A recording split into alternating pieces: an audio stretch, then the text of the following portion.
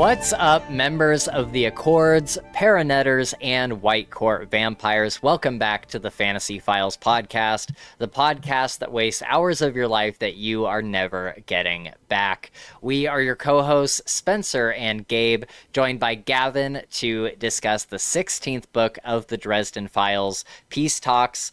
As always, links to our socials like Twitter and Discord are linked down below in the description, and you can also support us on Patreon to see these episodes live as we record them and participate in the live chat. You can come in and hang out and be here while we record live.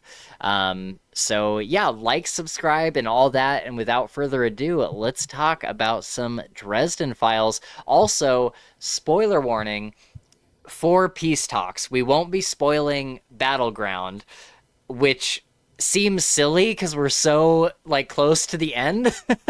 We're so close to being done with this series, or at least done for now.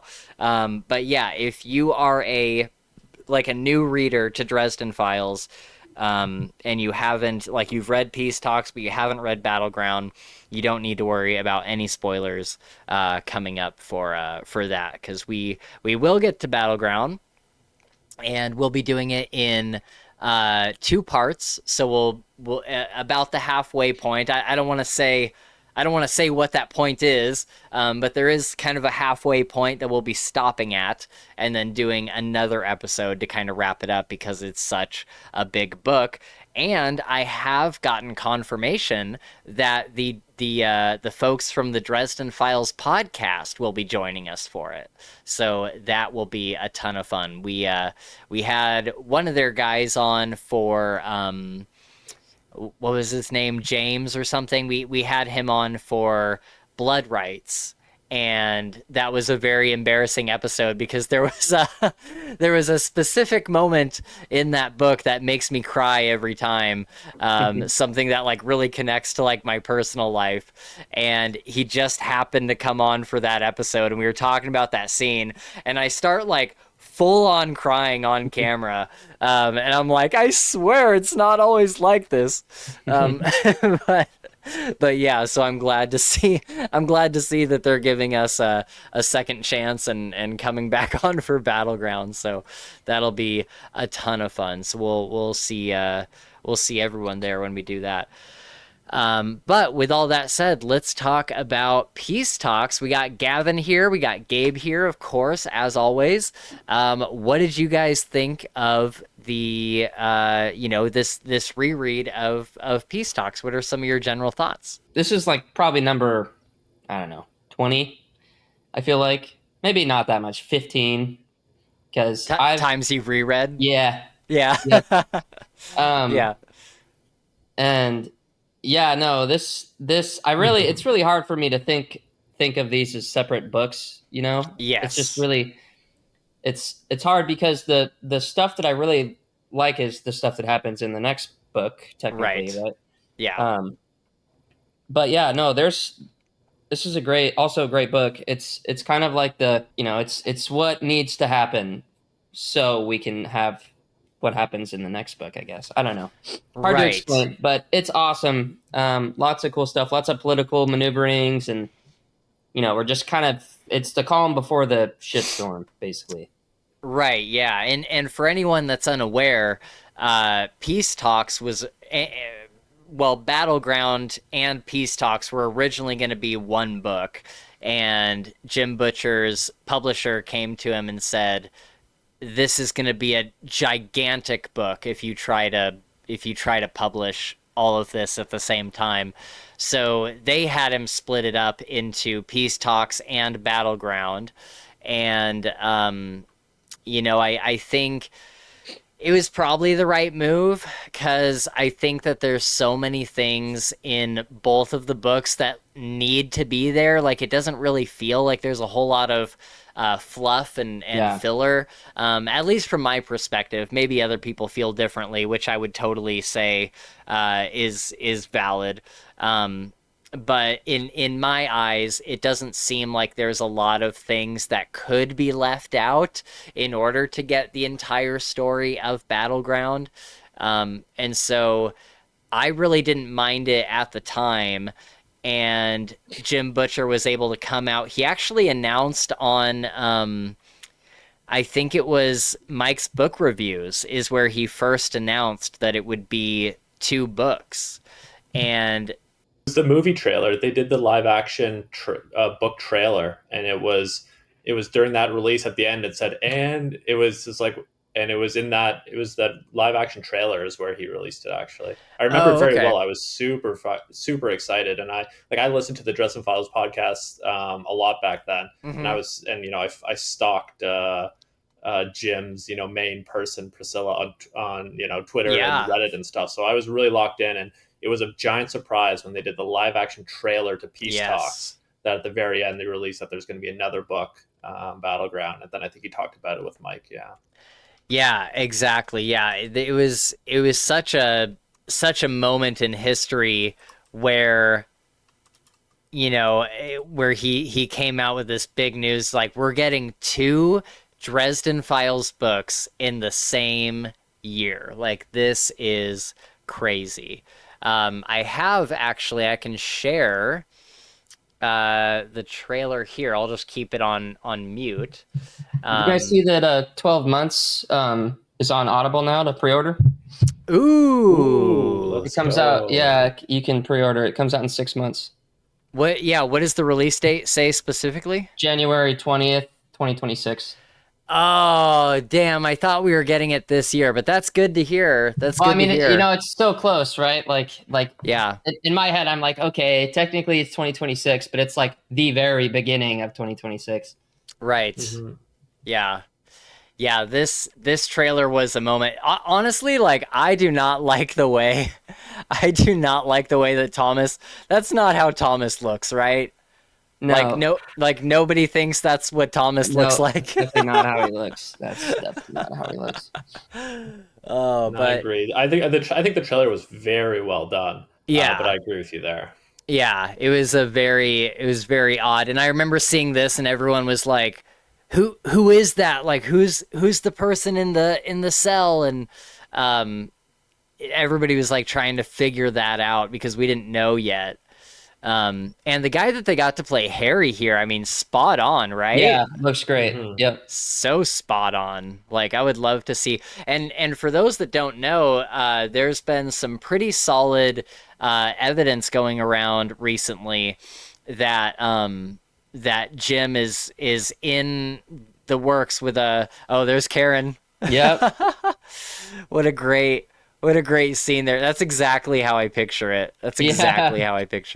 Yep, all the medicine and then guns on the table. Yeah, just in this old like grandma house that she lives in. But yeah, Jim is in talks for a show. Wow. And did we ever get this in the book where Harry and Marcone are dressing in the same room? Spoilers. Is it? Okay. The trailers for Peace Talks and Battlegrounds are scenes from both.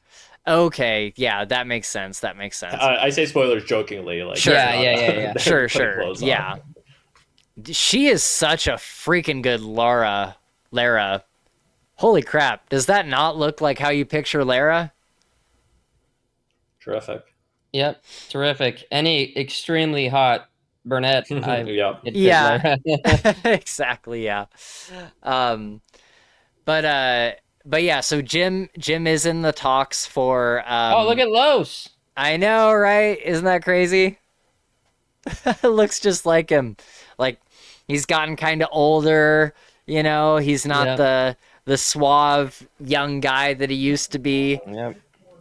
He's got some sexual PTSD. Yeah, I got some sexual PTSD. But yeah, it sounds like a show is in the works for Dresden Files, and it sounds like they're going to be doing. Look at Ebenezer. It looks like they're going to be covering the war with the Red Court, and so they're kind of skipping the origin story and kind of going to the big, because everybody wants to see changes on the big screen, right? Oh, for sure, yeah. That's the book that we want to see. And so, it's it makes sense to kind of jump to the war with the Red Court and kind of focus on that storyline, because that has all the big bombastic moments. Like if we got that in like a Game of Thrones budgeted way where it's just like these massive Red Court battles, I think everybody would be super happy. So I'm hoping that it happens. It sounds like it's like kind of finalized, so if it is, that would be great. I'm trying not to get my hopes up too high, but I think we all want a Dresden Files adaptation, as long as it's a good one. We don't want a bad one. Yeah, we definitely don't want a bad one. And the thing that if you were to make a good one, even somebody that's never read the Dresden Files or never seen it would watch it and fall in love with it. Oh yeah, they would make so much money. Consulting on the show or anything like that. And that's why it failed. It totally failed. Totally. Yeah, failed. They would be stupid to attempt it without him in charge. Right. Going down the Brandon Sanderson trail of I don't care about your money, give me full control. Yep. Which they do not like giving. Yep. So good for him if that's the case. Yep. Put that big dick on the table and tell him to suck it. What about you, Gavin? Any specific like peace talks, general thoughts? So like I slightly I agree with you that there's not much, if anything, that could be cut from peace talks and battlegrounds. I think every scene is very important. The only quibble I would have is the first fight scene of Battleground. I think my opinion is they made a mistake splitting it. I feel like it could have been one really good book. And they almost, even if you just cut the fight scene that starts the book, so there's some excitement doesn't really do much. It's just to get the book going. Cut that fight scene and just put them exactly how they are now together. And I think it would be one really good book instead of I think this is an incredible prelude to a great book. Yeah. Like as a standalone book, I don't see how there's an argument that it's not the worst in the series. Just in terms of the payoff of this book, this specific book, the only payoff is, okay, we saved Thomas. We still, his motives are inscrutable. His future's uncertain. Yeah, and we don't know anything. In this book. Yeah, we still don't know anything. Nothing. And then the climactic moment, so I think it works great as if I just in my head, like Gabe, I consider it as one thing. Peace Talks and Battleground, and together I think they're phenomenal. Yeah, but as a standalone book, comparing the plot of this book to the plot of literally any other book in the series, I think it absolutely falls short, and for obvious reasons. It's not really a full story. It's a book that got split in half, and to me, it really feels that way. And my biggest quibble with that is the publisher saying, "Oh, we can't print a book that big." I just read Wind and Truth. Wind and Truth is well over 450K words. Right. This book together would have been far less than 350. Yeah. So it's just I don't necessarily fully buy that if the full book together had been presented to the publisher 16 months after Skin Game, if they would have had the same reaction to receiving that manuscript 6 years after Skin Game, I think there's some financial considerations were at play as well that don't get discussed. Sure, yeah. I mean, they certainly made more money from selling 2 books, right? And I think it's to the detriment of the art. That's my opinion, unfortunately. Yeah, that was well said. I totally agree with everything you said. I think for me, I didn't really mind at all, because for me, it's like if they were put together, then almost certainly there are things that would have gotten cut, like the big fight scene at the beginning of Battleground. That probably would have gotten cut. For sure. And probably other scenes like that were good in their own respective books. And I always love more Dresden Files. Did I love the first fight scene in Battleground? No, but it's more There's Dresden Files. There's one really great moment. I guess we can't talk about it. There's one awesome moment, but for other than that one moment, the whole and I just think make it long. I think it would Yeah. pretty much be the exact same story. Yeah. Like at the end of the day, I'm always pro more Dresden Files too, but just when we're talking about specific books, Sure. I just think the series doesn't suffer for it, but the individual books, But the individual book does. Yeah. certainly does. I totally agree. You know, you read Peace Talks, and God, my dog is so needy right now. He is wanting attention. But you know, when you think about a normal Dresden Files book, there is very much a kind of pattern that it follows as far as like just like story beats. There's usually like 3 to 4 medium-sized fights that happen until you get to the big climactic fight, which is basically this big boss battle. And then it kind of winds down from there. They kind of solve the mystery, and you know, end of the day, the world is saved for another year, right? And this doesn't have any of those story beats. Like, it doesn't even really have, like, the corner hound fights were really the only fights in the book besides the fight with Ebenezer. And you're completely lacking a big boss battle unless that was what the Ebenezer fight was supposed to be. But that fight is over so quickly. Like, it's literally just a couple pages in the book. And you're not enjoying the fight because you're so furious it's happening in the first place. Yeah, exactly. Right. And Yeah. plus, like, there are two characters that need to be, you know, united and on the same team fighting. Like, that doesn't. I'm not interested in that fight. Like, I don't want that fight. I don't, you know, need to see it because for the book, I think it was fine for the book. Like, that's how he wanted to play this. You know, I loved Ebenezer, and I think I don't like him as much coming out of this book. There's just no doubt about it. He's just a much less likable character now. Right. But whether or not the fight needed to happen, I think it did need to happen for what the story Jim wants to tell. But just as a reader, it doesn't give you the satisfaction of, you know, this is the boss battle at the end of the book at all. Yeah. Because you don't want them to be fighting, and there's no real conclusion.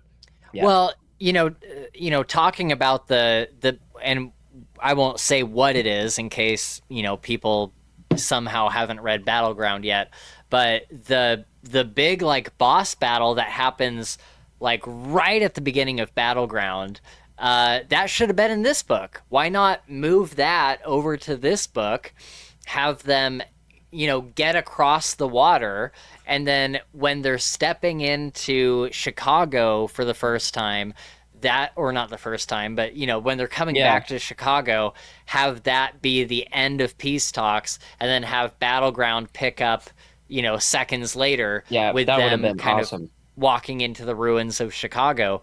Because that big boss fight at the beginning of Battleground feels so out of place. It doesn't feel like it fits with anything else in the book. And I guess it probably would have felt out of place in Peace Talks too, but everything that happened in Peace Talks kind of feels out of place and kind of disjointed because you don't have the full context of, you know, with it not being one singular book, you don't have the full context for everything. And yeah, so that fight at the beginning of Battleground, I always kind of roll my eyes at because I'm like, this is so just out of nowhere. Like, we've never had like a big fight like this at the very beginning of a book before. Are you talking about the fight on the water? Yeah. On the water. Yeah. I specifically remember reading that going, oh, like, because I knew the story of him splitting the book. I remember reading it thinking like, oh, it's so clear he added this after he split the book because like he wanted to start, like, you know, the books start like Dresden books start exciting. Like every book, there's an exciting start. And at the cutoff point, there was not, he needed like, okay, we need to start this with a bang. Let's add a monster, or let's add a boss battle type thing. And it just reeked of that. And I don't like thinking those thoughts when reading the book. And that's what it felt like, unfortunately. Yeah, it definitely does feel a little out of place. I think it would have been better in Peace Talks to like kind of end Peace Talks with, but at the same time, I feel like it doesn't really fit anywhere necessarily. But yeah, good general thoughts all around, because you know, I think it is important to talk about, you know, when talking about Peace Talks, it's important to cover the part of it where it's like, yeah, this was split into two different books, and it can feel weird. I personally did not mind that specifically, but if I'm looking at it from a completely like objective angle, yeah, it's weird that it's split in two. It just is. Other than that, I feel like I enjoy the book. This is probably the one that I go back to the least because it is kind of all the little stuff that's leading up to Battleground. But there are moments, you get moments with Karen Murphy. You get to see Gray Goodman again. You get to see River Shoulders again, and kind of find out what's been going on with him. You get some Ebenezer moments, for better or worse. Blue balls with Ivy. It's just like Jim teasing us without seeing the archive in the party, and just like, oh yes, please go talk to her. And every time Yep. it's like, no.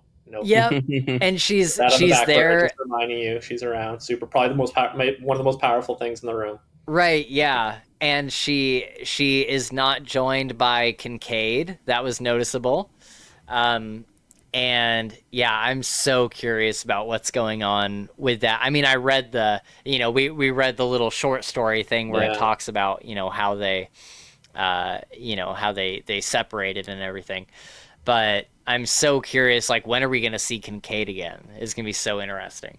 Mm-hmm. But with that, I think there's a lot of like good little moments.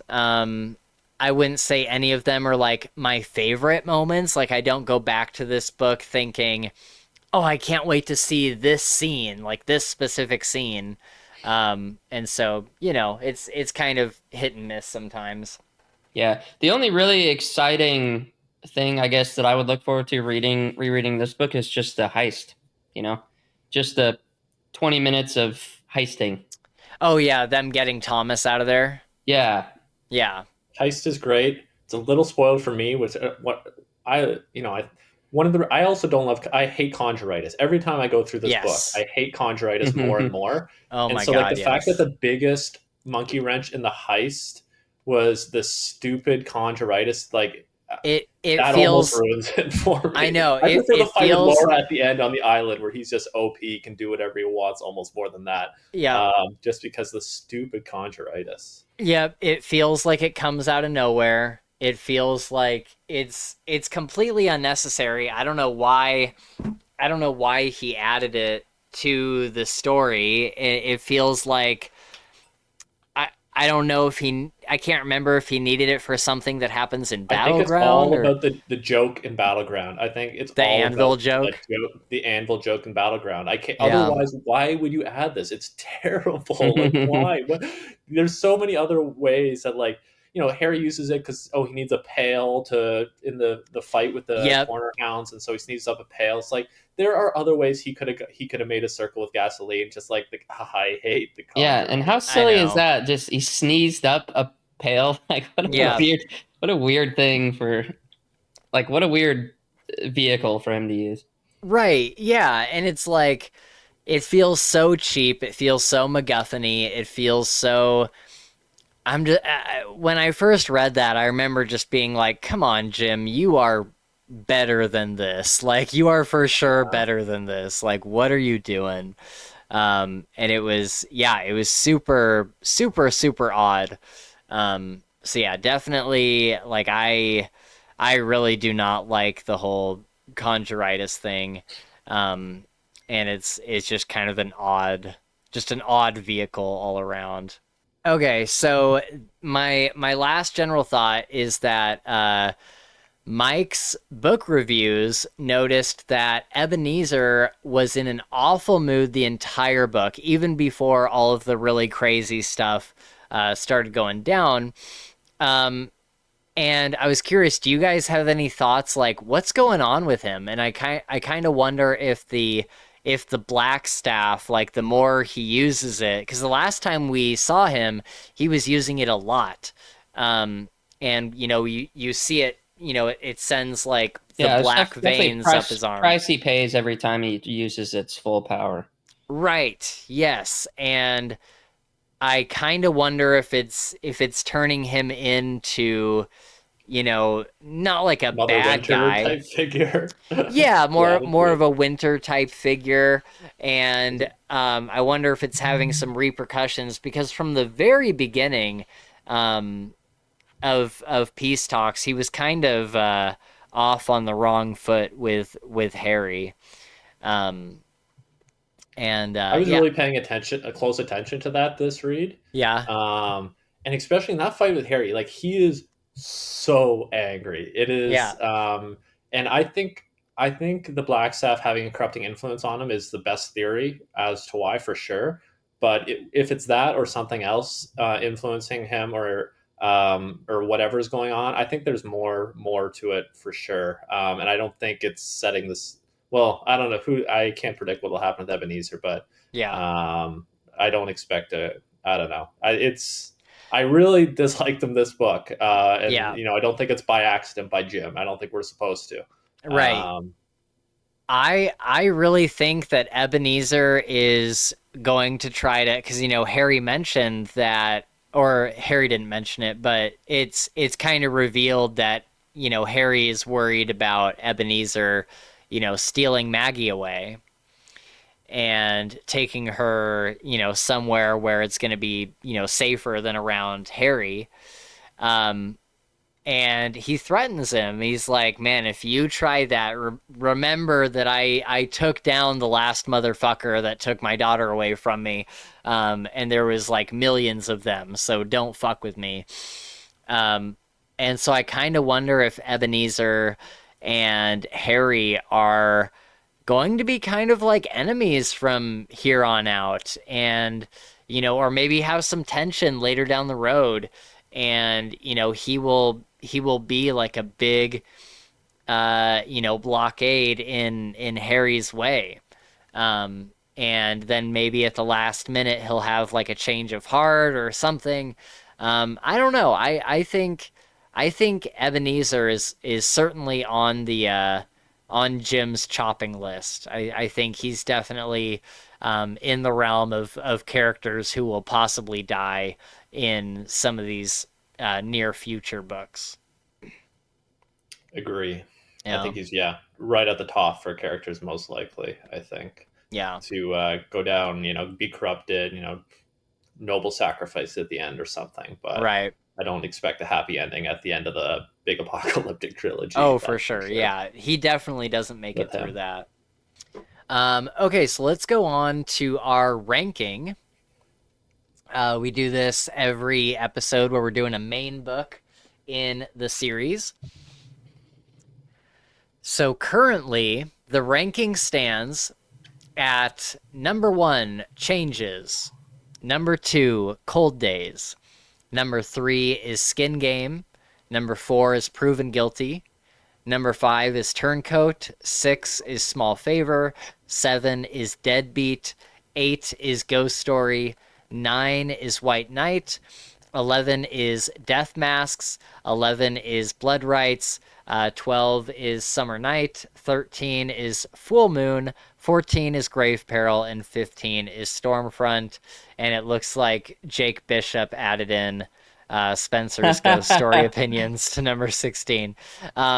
So, where would we place Peace Talks? And I'll just say real quick, for me, I think it's a mid book. I definitely don't think it's the worst book. I think that it's I think I would consider like not Grave Peril. I didn't put that there, but like Stormfront and Full Moon, I would consider those the worst books along with Ghost Story.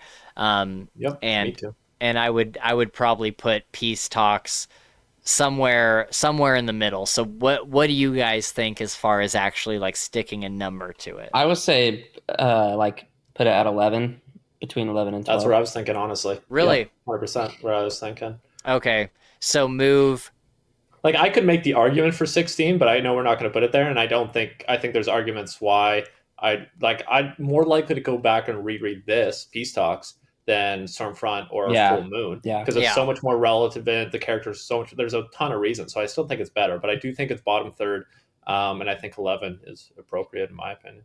Okay, so we'll move Blood Rights down to 12. Is that what we're thinking? Yep. Cool. And then this will be Peace Talks. There's going to be such a big disparity between Peace Talks and Battleground. Yeah. Yeah, I'm happy with 11. That seems about right for me. Even though I personally would have Blood Rights like higher on this list, I think, but you know, we've all voted as a group with the various guests that we have on. If you come on as a guest, you have full voting privileges, just like Gabe or I would. So this is kind of how the list has ended up through various iterations of different guests and stuff, and it's pretty cool to see kind of like, you know, there's been so many people that have voted on this list. It's kind of cool to see how it's turned out. I voted on it a few times. I think I helped. Yep. Maybe Cold Days is why it's so high. It's because Yep. of me. It's one of my favorites. Yeah, Yep. for sure. Cool. Well, Peace Talks is at 11, and that moves everything else down one number. So there we go. All right. So with that, let's talk about specific moments throughout the book. We start out with Justine is pregnant, and this is kind of the big bomb that was dropped. And you know, well, I don't know if it's unfortunately.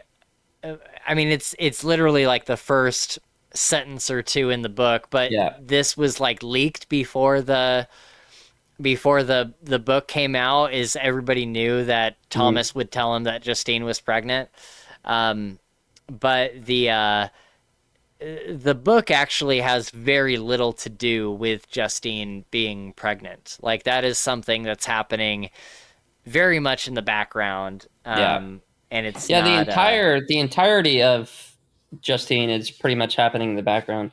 You see her one time, and then you hear from Goodman Gray, who's watching her. That's it. Right. Any thoughts on Justine being pregnant? As of there's so much to say about Justine, but that we can't talk about yet. Yeah, but... I was gonna say. Yeah, Justine's a tough one. Yeah, it's a tough one, especially in this book. The next book, we do find out that the child has a 50-50 chance of killing the mother when a white court vampire gets somebody pregnant, which doesn't happen often. Yeah, infertile to boot is what Thomas says. Right. And it makes me wonder, how do we get new vampires? Like, how do we get new white court vampires? Like, how do they reproduce? The same way we got Thomas. I guess don't think it's not as, the reason humans are multiply like crazy, but all the supernaturals don't spawn as fast. So I think the same way we got Thomas, and once in a while they'll survive and make it through. Yep. Right. Yep. So yeah, I thought that was pretty interesting. It ups the stakes for Justine, certainly. So the whole story is about, the Fomor want to set up peace talks with the supernatural denizens of Chicago, because they've just been running rampant. Like, they're not like part of the Accords or anything, right? The Fomor? No, they're not. They've been on the sneak tip, have not really doing much, and then came up from the bottom of the seas with the death of the Red Court, and have been running amok, doing bad stuff. Ever since. Yep. Bad stuff.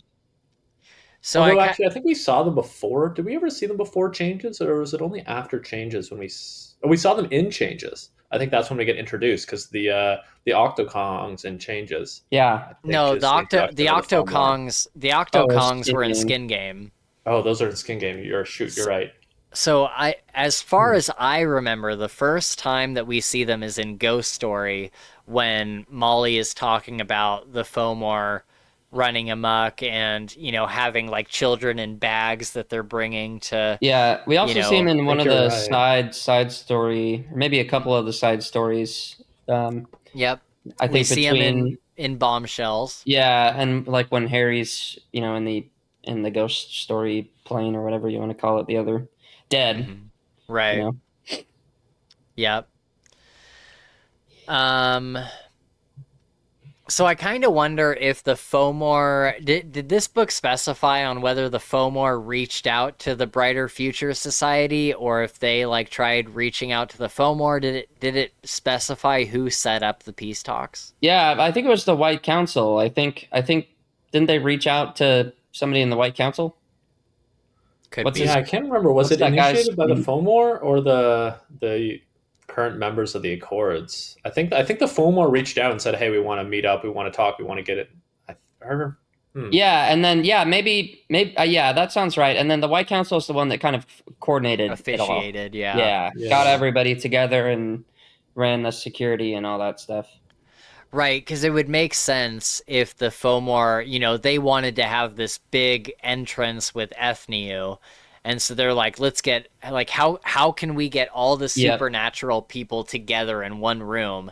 Let's tell them that we want peace talks and kind of get all that like set up that way. Yeah. Um, which is Another smart. way, unfortunately, to look at that is, hey, we want to invade. Let's get all the people who would defend us Yeah. right where we're Yeah. going to attack. Right, yeah, exactly. A little Brilliant. or I guess we don't know. They end up confident or overconfident. I guess they're very confident right now. But what's But funny is like they didn't use that very well. Like Ethniu could have wiped out everybody in the room. So I was really surprised when, she like roadhouses Mab through the wall and then just leaves and it's like you could have killed everybody right there. Like they no, were I so don't. off their guard. I don't think she gets. I think if she went against Ferrovax, I think that's kind of like an apocalyptic event. Yeah. I think Ferrovax and Odin would have had a thing to say, and I don't think it. I don't. Well, the Aya Baylor, if she blind shot, if she gut shot or dry gulch, just like Yeah. walked in there and just blasted them right Yeah. away, I do think it would work. Or even not even walk in the building, just start Yeah. roasting them. Yeah. This does seem like it probably would have worked actually. Yeah. Yeah. And Faravax even says, like, they look at him and they're like, "Can you do anything?" He's like, "If I turn into my real form, Yeah. it'll be like an apocalyptic event. Like, you don't want I'll that." destroy more than I can save. Yeah. Right, right. Um, I love whenever Ebenezer gets like full of his feelings or feels very passionate or anything, he kind of goes back to his Scottish brogue. Yeah. And he tells Harry, "Lad, you're headed down a path you don't want to go." Yep. I Awesome. love whenever that comes out. Lad. A hint of a Scottish burr came out of Yeah. him. Yeah. Harry is worried that Ebenezer will try to steal Maggie. And then later the cops, Harry and Murphy are about to get busy and the cops come knocking. Man, if I had a nickel for every time that's happened to me. Because in Skin Game, they got caught on camera fleeing the scene of the crime. I think it's hilarious that Harry's picture is him on top of a horse. And Yeah. and they're kind of like fleeing the scene of the crime. Or running to catch a train, depending on. Or running to catch a train, depending on who you ask. Murphy says that she was running home to catch her shows. And Yep. it's like, yeah, it's like, what evidence do they really have? And I'm really curious to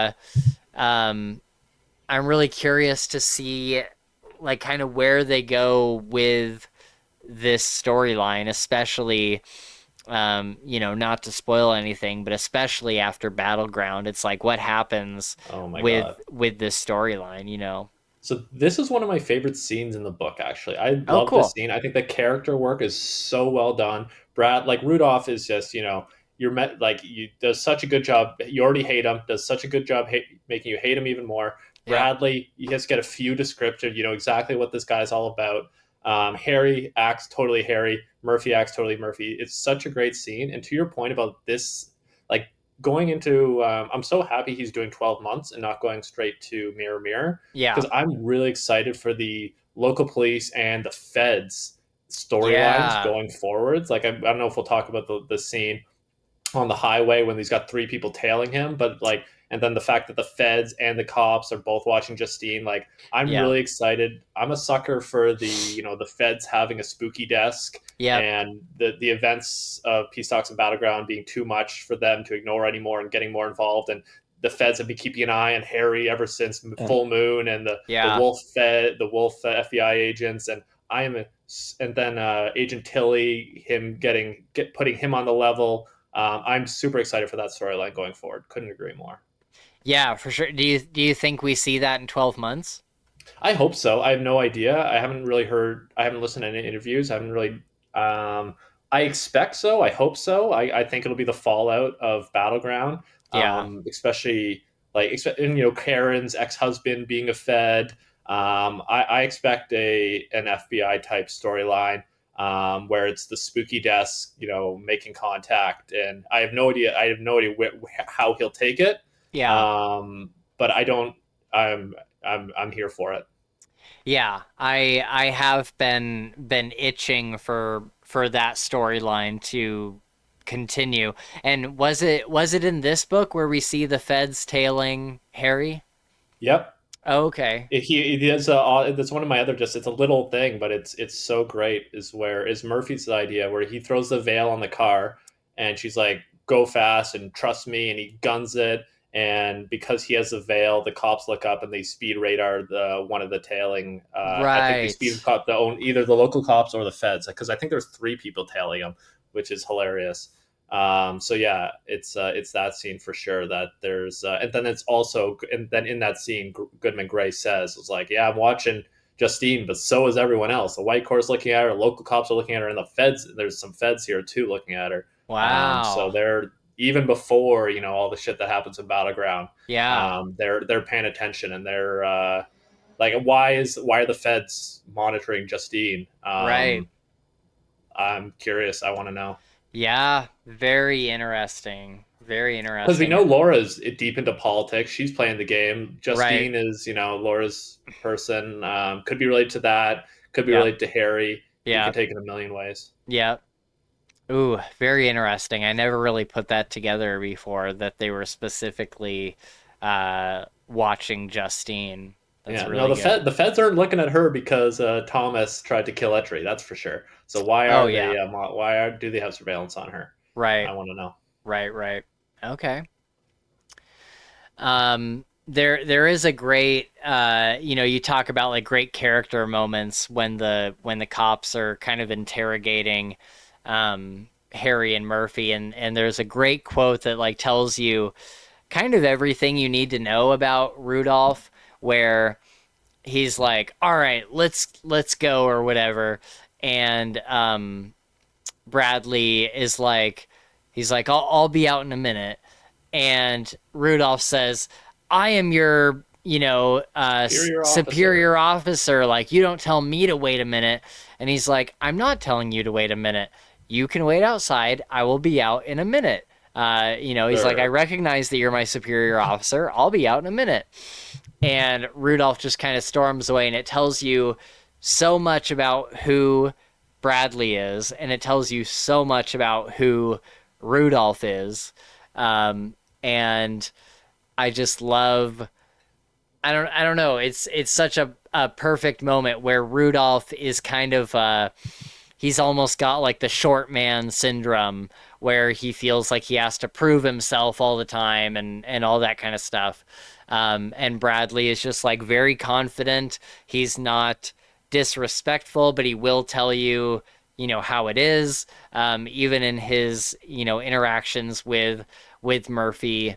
Um, and Harry and everything. Like he's like all I'm gonna tell you, like we're looking into you, and it's gonna be a problem. You can either play ball with us or not. And if you don't play ball, it's gonna be worse later on.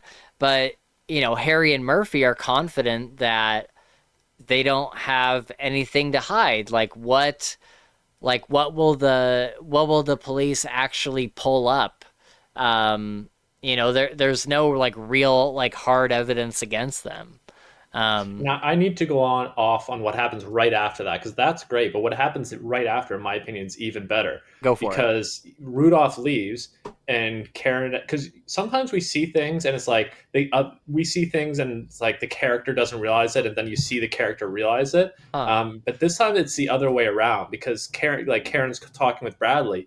So, Carrie asks, like, why are they signing this to internal investigations? Like, Karen isn't a cop anymore. And Right. Bradley goes, He says, because "I she used to be a guess." cop, I guess Yeah. because she used to be a cop. And for us as a reader, even though this is my third or fourth time, I always miss it. Yep. And then Bradley leaves, and I think Karen goes, "Did you catch that?" And Harry goes, "No." And us as a reader go, "No, we Yeah. didn't catch that either." Because Yeah. usually we see it, and then you see them talk about it, but we miss it too Right. because it is subtle. And Yep. then Karen explains it. He says, "I guess." That's a Yep. dude who would not say "I guess." Right. That's him telling me that something weird is going on here. And you're like, "Oh my god, I love that." Brilliant. Yeah. One of my It's so favorite good. little moments of the book. It's so good. And the character work to set up Bradley as that being as something you go, "Oh yes," instead of like, "Oh yeah, right." Like Uh-huh. that. The character work that he put into Bradley to set up that moment is just 10 out of 10. Yeah. Really, really good character work. Really good, just subtle foreshadowing and subtle, just kind of playing with the story there. It's all around really, really good. So then later we get to, Harry getting back to Maggie, and he's telling her that, he has to go and deal with some things. Um, and she's like, well, what if you die? Like, who's gonna be there to train me? And there's a line, I can't remember the specific wording, but there's a really great line where he's like going around the apartment and like grabbing all his stuff and everything, and he's kind of he's getting ready, and he has this moment where he's like, I had to stop and remember that this person is still a little girl. Like, she's not, she's not one of my friends that kind of know what the stakes are and Yeah. stuff. Like, she's still like a small child, and he has to like sit down with her and tell her like, well, this is what's going on, and like explain it to her like she's a kid. And I love this line where he says, your dad is one tough son of a bitch, and I will not willingly leave you behind. Like, I will not, I will do everything in my power to make sure that you are not, left here on your Yep. own. But I think the most important part of the scene is, and I think it was done so well. And I don't really love scenes with little kids. I think it's very hard to do. I think Jim does it as well as you can for just like when they're little kids. It's just how Yeah. it's tough to write. I think he does a fine job. But what happens right after when Harry goes, but because even little kids like they can see through. It's like, oh, don't worry. Like Harry addresses it explicitly. Like, I didn't just Yep. say like, oh, I'll be fine, I'll be fine, I'll be fine. Don't worry. He's Yeah. like, but if the worst does happen, first of all, you're not going to be alone. I got it all signed up with the carpenters, the Yep. paperwork, everything. You're going to be totally fine. And I've made a deal with something, and I'm going to be a vengeful ghost. I'm going to protect you from the afterlife. And him Yes. just like, Yeah. instead of just like keeping that all in his head and just saying, "Don't worry, everything will be fine," but him just like, "I don't care that this is a little kid. This Yeah. is like she's had a hard life. She needs to hear this, and it's like it's a tough truth. Yeah. Yeah. But at the end of the day, I'm doing crazy things, and I very well am going to die very shortly. Right. And I just can't pretend otherwise to her or to Yeah. myself. And I love that conversation as Yeah. well. Yeah, I love that he's like he specifically mentions Mortimer and how, you know, he's made arrangements like if I ever die, like Mortimer's gonna keep my shade around Oh, so it to was Mort. I couldn't remember. Yeah, Yep. yeah, I love yeah that. to you With know he says that, and then he also says, and I've consigned an archangel to like do something to make sure that his shade's staying in line. Like I yeah can't remember exactly what he says, Oh, but that's right. Yeah, he talks something like about Yeah. that. bringing an angel in to like monitor his shadeness, make sure he's right. okay. That's Like, right. pretty wild. Yeah. That's a good catch. It's a good catch. Karen's dad, probably. Yeah. Yes, I think that was it. Yeah. And then of course she's also got Mouse. Like he's made sure that Mouse will always be with her and protect her, and be, you know, if he's not able to be there, he knows that he can trust Mouse to you know, stay with her and be there with her. And I always think that's such a great relationship. Like obviously we've loved Mouse being at Harry's side, and it is kind of sad now not seeing Mouse on the page as often, but I think it's so precious that, you know, Mouse stays with Maggie and protects her. And it makes me wonder, like, for the rest of the series, are we not going to get much Mouse? Because there's no way that Harry is ever like, hey, I need you to leave Maggie for the day and come join me on this dangerous thing. Like, does he ever pull Mouse away for an adventure, or is he always leaving Mouse with Maggie? My read is Mouse's Maggie's now, and I think that would be sad. But this is the only way that I think we're like, you know what? He's got new allies. Mouse is awesome, but at the end of the day, like I think us as a readers, like, you know what? Yeah, he should be staying with Maggie. It's sad that he's not on the mission, but like it's the one reason we'd be happy that he's not part of the squad on the next mission. And I think that'll probably be, unless it's a storyline specific to, you know, his, like where his, you know, weirdness is related. Yeah. Or I guess Maggie's related, which I don't expect there'll be a lot of storylines. Sure. To be honest, I don't know, but just my read. And I think he's more of a, you know, break after a tough scene, you know. Right. I think the readers want him with Maggie now, and I don't expect Maggie to be directly involved in many conflicts. Yeah, that's the other interesting thing, is how much does Maggie get involved in the main storyline? Like, you know, Jim Butcher is kind of in this tough situation where he's got this kid in the mix now, and she's kind of relegated to being a background character, and she can't really be used that much in the main narrative.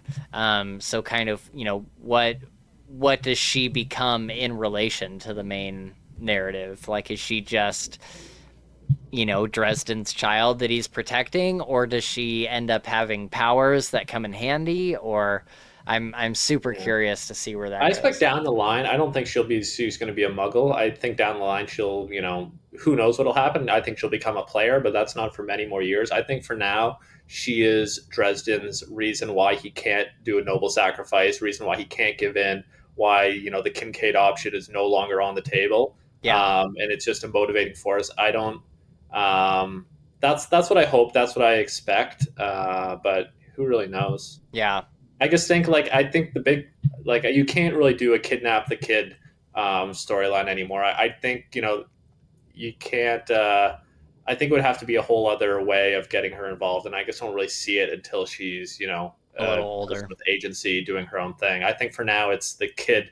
I think I'm more looking forward to a Bonnie or whatever. Yes. Than Maggie as it relates to the plot, because I think there's some interesting things he could do there. Yeah. Well, that's another thing we didn't really talk about, is the book also kind of opens up with Maggie and Benea or Bonnie making pancakes, and I'll talk about that in a second. But before we get too far away from talking about Mouse, shout out to Gabe, because he got his Mouse tattoo worked on since the last time we did a Dresden Files podcast.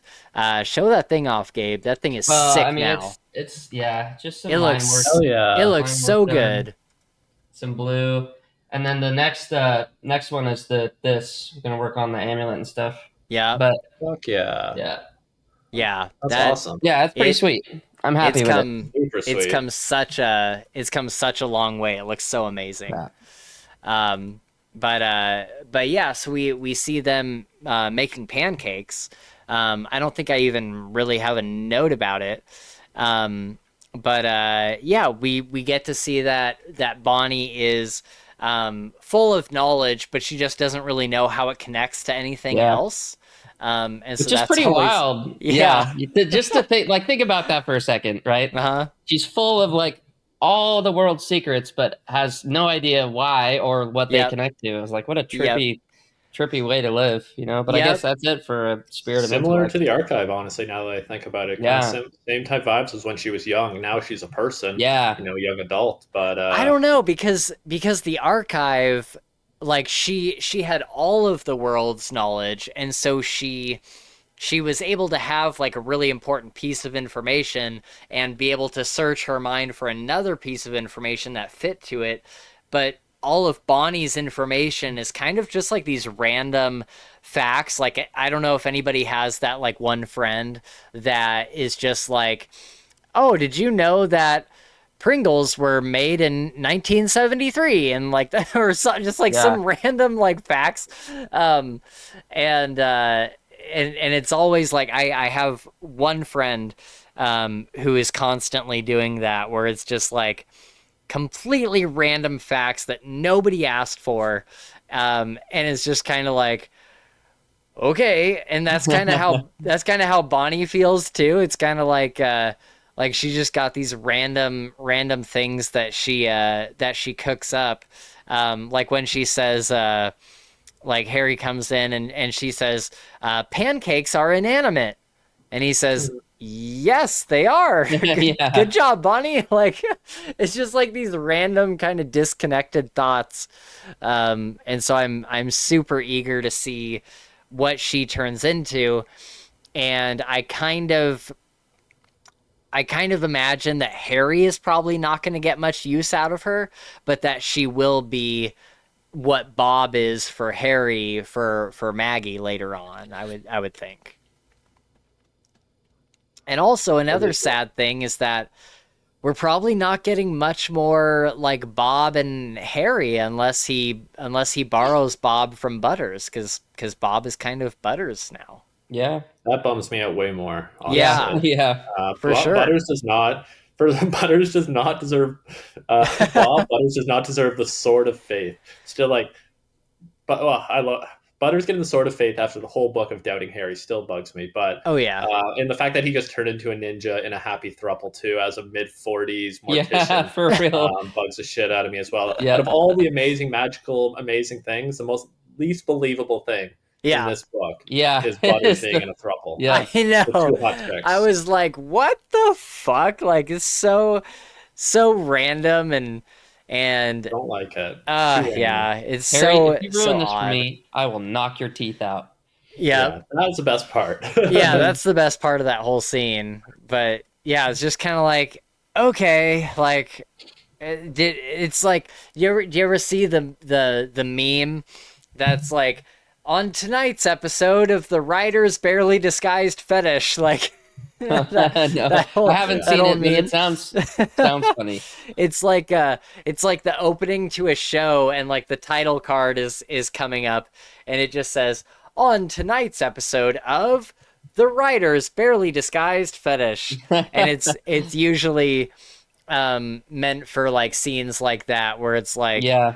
it's like, does Jim Butcher just like fantasize about like this thruple thing, and so Who he just doesn't, wrote it though? into a story? Who doesn't fantasize Yeah, about it? along those lines too, one thing that really bugged me this read through is the reveal of Etnu, and the fact that like she's like 60 or like however tall and Yeah. giant bronze, and it's like, and she was super sexy. I'm like, Yeah. God, she's got to be sexy too. I know, she's got to be sexy Why too. does she have to be sexy? She's this monstrosity, Yeah. giant thing covered in bronze, whatever the fuck, with this crazy eye, and she Yeah. still needs to be sexy, dude. And what's so funny is like, I love James Marsters narrating these books. I think obviously he's so good at it, but I was kind of like, in the book it says that her voice was like silky smooth and it just pulled you in and like made you want to listen to every word she said. And then James Marsters does this really like gravelly, like dark, like gravelly voice for Ethnio, and I'm just like, that does not sound like a sexy voice that I would be drawn into, like, at all. Like, I don't know. It just No, didn't that's true. fit. And I think the issue is not with Marsters. The issue with the description of her, like her, intoxicating whatever. Yeah, Like they're why, so like at she's already odds. uber powerful. Why does she need the sex aura too? Like, Yeah. Right. or not the sex aura, but you get it. Well, Yeah, yeah. for I mean, sure. that's pretty much what they say is happening with her. Yeah. They And it's talked kind of about it's Yeah. kind of what Jim does with every female character. yeah, yeah, I know, but this is a perfect example as a female antagonist just Yeah. to not do yeah, that. yeah. Right. So I just don't get why that Yeah. needed to be part of her gimmick. I totally agree. Totally agree. So then Ebenezer and Harry are fighting the Corner Hounds. Which is really awesome. Really cool little fight. I really enjoyed that, and then also learning more about kind of we didn't learn a lot, but we met some different forms of outsiders, or I guess things that outsiders could use against us, which is kind of cool. The Hounds of And Tyndala. honestly, the timing of it too. This read through, I really picked up on, like, in conspiratorially minded of this, like the fact that, especially with Ebenezer acting so crazy and angry, and the fact that the Corner Hounds popped up right when he was super mad with Harry at that scene. Like, obviously, it could just be this is the way the story needs to be told. Like the timing is just the way books work. Sure. Or it could be like because of something Ebenezer's involved in, that like perhaps this isn't the only type of incident, and the timing it's definitely not. Like he knew exactly who they were, and he knew like how to defeat them, and like he even said, Harry's like, should we get into my car? And he's like, well, if there's any right angles in your car, then they're going to be popping out of the dashboard. And so Ebenezer has for sure. He says specifically, someone whistled them in. Yeah. And so it's like, okay, so Michael answers, who whistled them in? Yeah. And how do you know? And how do the timing, like, is it? I think that could be very much related to Ebenezer. I don't think necessarily he whistled them in. No, but I think he's involved in something. He's involved with something that, and I think it could be related to his anger issues potentially. Could be, yeah, maybe. Ebenezer's reactions to things. I don't know. We've all had like really bad weeks. And just where we're like stressed out and work is a lot and personal relationships are a lot and all this stuff. And, your roommate says something to you and you just kind of like snap at them, or at least I have. I don't want to speak for anybody else, but like I've had those moments where I've just been overwhelmed by life, and, you take your anger out on somebody who probably doesn't deserve it. And that's kind of what Ebenezer is doing in this book. And so it makes me think, I'm like, yeah, like what's he involved in? Maybe he's got like a big circumstance going on in his own life, and it's making him, lash out at Harry and stuff. I think there's something like that going on. Yeah. I don't know how or why or who, but I think there's something like that big time. Yeah. And so I forget, in that fight, what did they do? Does anybody remember what they did with the circle and setting it on fire and all that? How that worked? The Ring of Fire. So that was one thing that Ebenezer, Harry asked him, what are they weak to? And he said fire, but just natural fire, it can't be magical fire. Right. And then so they said Ring of Fire. Okay, so that was it. And obviously Harry being, Starborn, he, has some power over these things. So he was able to banish them using the Ring of Fire as a medium. Right. Yeah, the ring wasn't as for protection; it was to focus or whatever his Starborn powers to banish. Yeah. And so the circle was for banishing them. Yep. While Ebenezer kept them occupied. In beast mode. And it said that Ebenezer was like second by second putting on like greater layers of magical armor. Yep.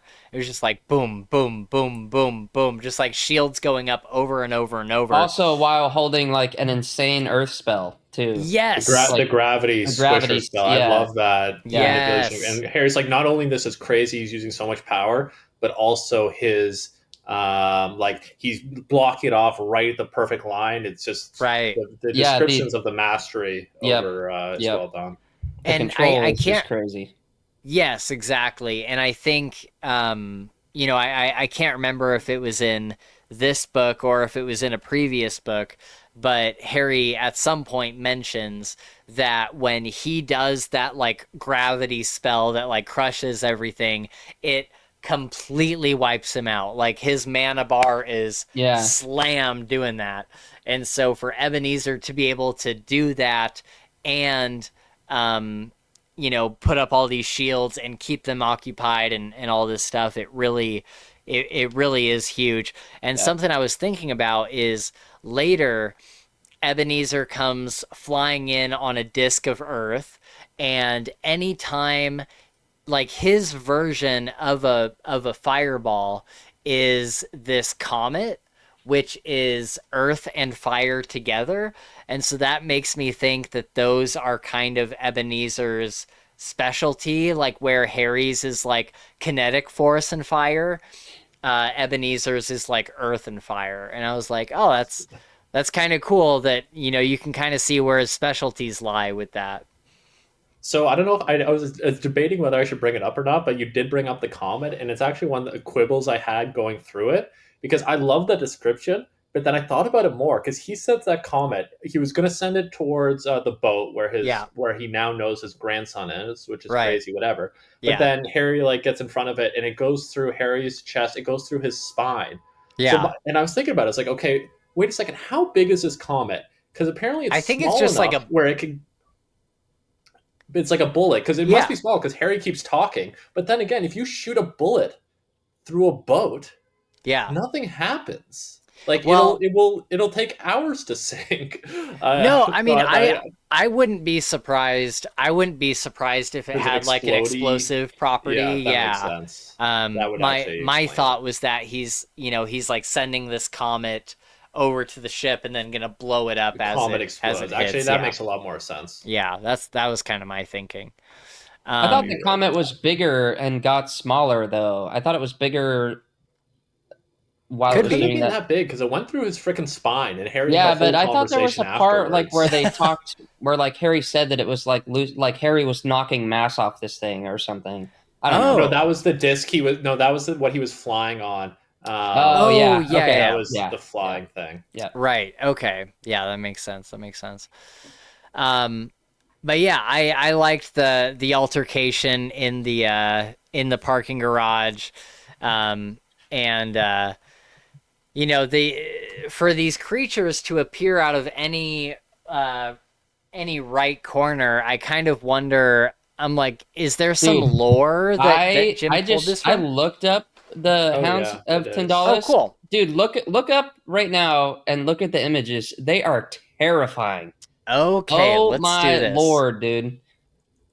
They're like there's so many different renditions of these things, but they're all just freaking crazy nasty. Okay, I'm gonna share Yeah, I can't my. recall where it's from in It's terms from of the lore a or whatever. it's from an author. Said the Hounds of Tyndallus are fictional creatures created by Feck Belk H.P. Lovecraft? Frank Oh, it is Lovecraft. Belknap. Yeah, Yeah, so it is a long after Lovecraftian incorporated type. into Cthulhu mythos when it was codified by August Derleth. But yeah, Wow, look Yeah, at that outside is thing. very Cthulhu, yeah, Lovecraftian. Yeah, look at this picture. I mean, that's kind of exactly how they're yeah, described in Hmm. Dresden. Um, and yeah, they are terrifying for sure. Jeez. yeah. Some creepy shit. Yeah, so he must have pulled them from Lovecraft. That's pretty cool. That's Which makes terrifying. sense. Like outsiders are. I think in the text he talks about them being Lovecraftian. Yeah. Maybe that's. I can't remember if he mentioned. I thought maybe in Cold Days, but yeah, it's very Lovecraftian type eldritch monster. I mean, isn't that kind of what the outsiders are in general? Yeah, Is that's very like exactly Yeah, it. That yeah. Lovecraftian it's entities. Jim's take on that exactly. Right. Yeah. Okay. Yeah. Very, very cool. Very cool. Um, Okay, so and during that they're kind of getting into an altercation about, like Thomas and and he doesn't know that Thomas is his grandson yet, but he's talking about Somehow. he's like, yeah, yeah, how does he not know? Like Yeah. how is he not like figured Kind of this bugs out? me. Yeah. Um But the best scene, the very end, when he like after using all the exertion, flops the ground and goes, "See, no vampires needed." Yeah, for Pretty real. cheesy. yeah. It still gets me. Yep, yep. When he does what? When he like after the fight's over, they banish the corner hounds and he flops to the ground and goes, "See, Hoss, no vampires needed." Oh Yeah. yeah, it's like, That's Yeah. yeah, the of end of the course I scene. don't He's need like, a "Fuck you, dude." yeah, he's Yeah. like I don't need a vampire for everything. What are you talking about? Um so he does kind of explain the Starborn a little bit more, and I think that this is kind of what we all assumed Starborn meant. But it was nice to get a definitive, definition. Um, And the explicit nod to the audience where Harry goes, "I don't know, because you've never explained it to me." Yeah. And he right, finally, yeah, "What is it?" And he gets like finally everyone's like, "Just ask what it is," and he finally right, does, yeah, which is finally, great. yeah. Every few generations, the stars align just right, and a spotlight is played upon the earth. Anyone born within that light is a starborn. Their mind cannot be tainted by outsiders, and it gives them power over outsiders. The only way to banish outsiders is by going head to head with them mentally. And normally, this would be like Harry describes it as rubbing your brain against a, public restroom, toilet or something. And you're sure to come away with some kind of disease or something. Yeah. And for Harry, he has a innate shield built into him by being by being a Starborn. Yep. And he has the power to go head to head with them without picking up any Yeah. like negative side effects. So yeah, we don't get too much more than that. I almost guarantee that Elaine is also a Starborn. Um, Yeah, that and wouldn't surprise me. I mean, it would explain why they both got, picked up by Demorne, right? yeah, Yep. I think that I think they have that in common, Yeah. and that it's certainly I think the two of them are certainly Starborn. I think good chance, or maybe we know it explicitly. Is the gatekeeper Oh, Starborn? Rashid My, might I, be. if we don't know, my guess is he is. Oh, for sure. Yeah, Yeah. because he's the gatekeeper of the outer gates. I'm sure Yeah. he's going head to head with them all the Yep. time. Constantly. Yeah, Yeah, almost certainly. Yeah. yeah, I'm sure he's Starborn. Um okay, so then on his way back from Lara's, he goes and talks to her about Thomas and all that.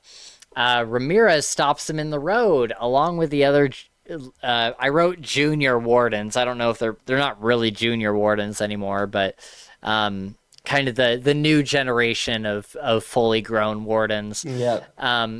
And they're worried about Lara having an effect on him, and Yoshimo casts a spell on him to determine if he's had any sexual partners in the past few hours, to which her spell tells her that he has. And Harry is super reluctant to tell them that it was Karen Murphy because he's stubborn. And it's like, why didn't you just say, look, I'm dating Karen Murphy. Yeah, like we did some stuff earlier. Like, like why not? Like, why be so stubborn that you're going to put everything on the line by being like, now you're choosing to buck authority? Like, come on, dude.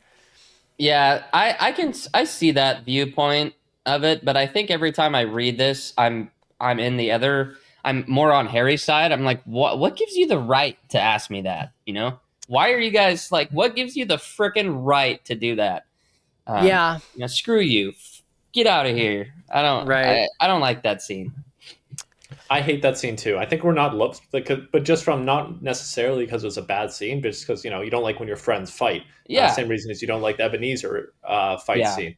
Right. My issue was it wasn't a few hours. Like I guess Rita's like, it sure is awfully convenient. Yoshimo's spell can only like the only thing it can tell is if you've had a sexual partner within 24 Yeah, hours. Like that is a not really 3 hours, not what Yeah. type of race, not who it is. It's like that is one very custom but yet very vague, very convenient for the plot spell. Yeah, So that sure. kind of bugs me. Like I try and put my head in the other characters' heads, looking at Harry, and it's just like, we've seen what the previous Winter Night was. We saw, Right. like, we knew he Lloyd didn't Slate. start that way. He became that way. It's probably been that way for thousands of years with tons of Winter Nights. Like it's hard for me to really, in my head, it's hard for me to blame them, but in my heart, it's just like, God damn it, guys! I Right. hate you. Why are you doing this to Harry? yeah. Give him the benefit of the doubt. And This then is the an other thing that's invasion. frustrating too is like when Harry bucks back and he's like, no, screw you guys, and then they're like, all right, okay, we'll see you at the summit. You coming? It's like, Right. what? Yeah. Oh, Yeah. it was right after that Well, too. come on, 'cause it's dude. like, It's like I didn't like that instantaneously either. back to like, oh no, we're still your friends. Don't worry. Yeah. Yeah. Screw Yeah. you guys, dude. It's complete BS, and yeah, I don't know. I just this whole, you see how the council is turning against Harry, and we'll talk about it more when we get to Battleground, but it just sucks, but at the end of the day, 99% of Harry's problems, and even some like big like character deaths and stuff, have been because Harry doesn't tell people anything. He doesn't confide in anyone. He doesn't trust them with any sort of information.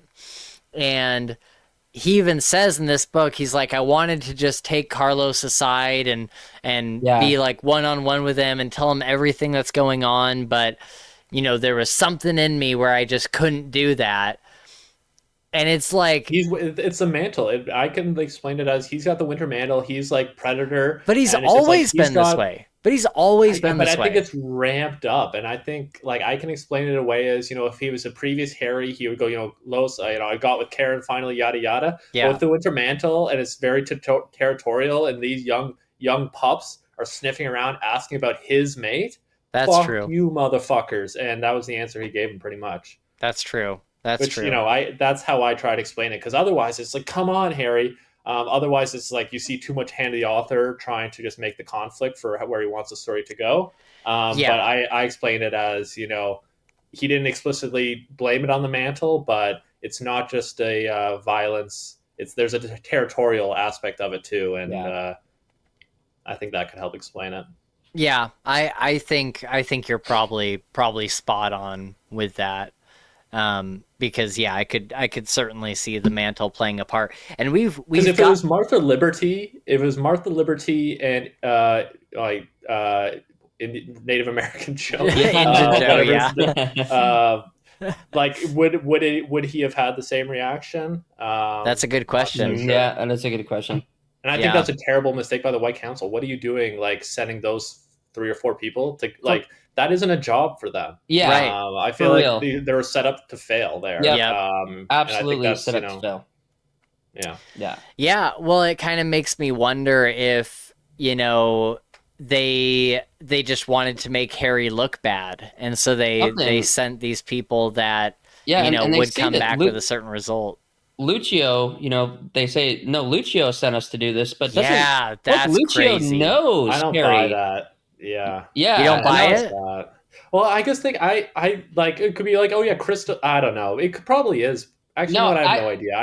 I think it's weird. I think it's weird because I also think it's kind of shady because she knows Harry and she knows exactly how Harry would react to this intrusion upon his life.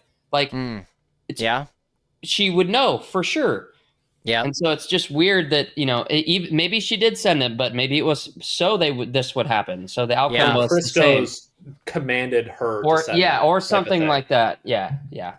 Well, I kind of wondered if it was something like, where like she had her mind messed with, and she feels like a very certain way, to the point where she like broke up with Harry because she's like, I just don't know like what's really my thoughts and what's not. And so I kind of wonder if, she saw Harry hanging out with Lara a lot and was like, you know what? I think she's gotten to him, and kind of decided to put that before anything else, because she has said in the past, she's like, me being a warden, that comes before anything else. And so I kind of wonder if that's the route that she's going. I don't know. But if she thinks that, she sends like Harry's friends and former Right. pupils Yeah. to be like, not or, like, I don't know if that's the, I don't know. I think there's some shadiness. I don't know how or who or why, but For sure. games are at play. For sure. So later on, Harry goes and summons Molly, and this is really the first big interaction that we've gotten with Molly since Cold Days. Because in Skin Game, she was learning how to be the Winter Lady, right? Yeah. And, she wasn't, she wasn't really able to be there for Harry, but now she's well into being the Winter Lady, and she is summoned, and he gives her Nutella, which I thought was really funny. Nutella and a ring pop, dude. Love Nutella, love ring pops, Yep. combination. Don't know about that. Yeah, Yeah, didn't know about for the real. combination. For Yeah. Yeah. But yeah, this is really the first time that we've gotten to get like a full scene with her. And he mentions that she still kind of looks how she did in Ghost Story. She still looks a little gaunt, a little, not eating enough. And What does he say? He says something like, every time I see her now, I think of like Like hard her- angles or like needles. her- Or he he says said something like that's very descriptive. her cheekbones would get called out by the TSA or something, like because they're so sharp.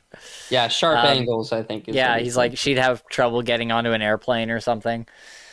When he saw Sarissa later, he's just like, dang, they're starting to look a lot alike. Yeah. Right? That's that when he saw Sarissa later. Yeah. And Molly like clearly has a cell phone, like she is full Fae.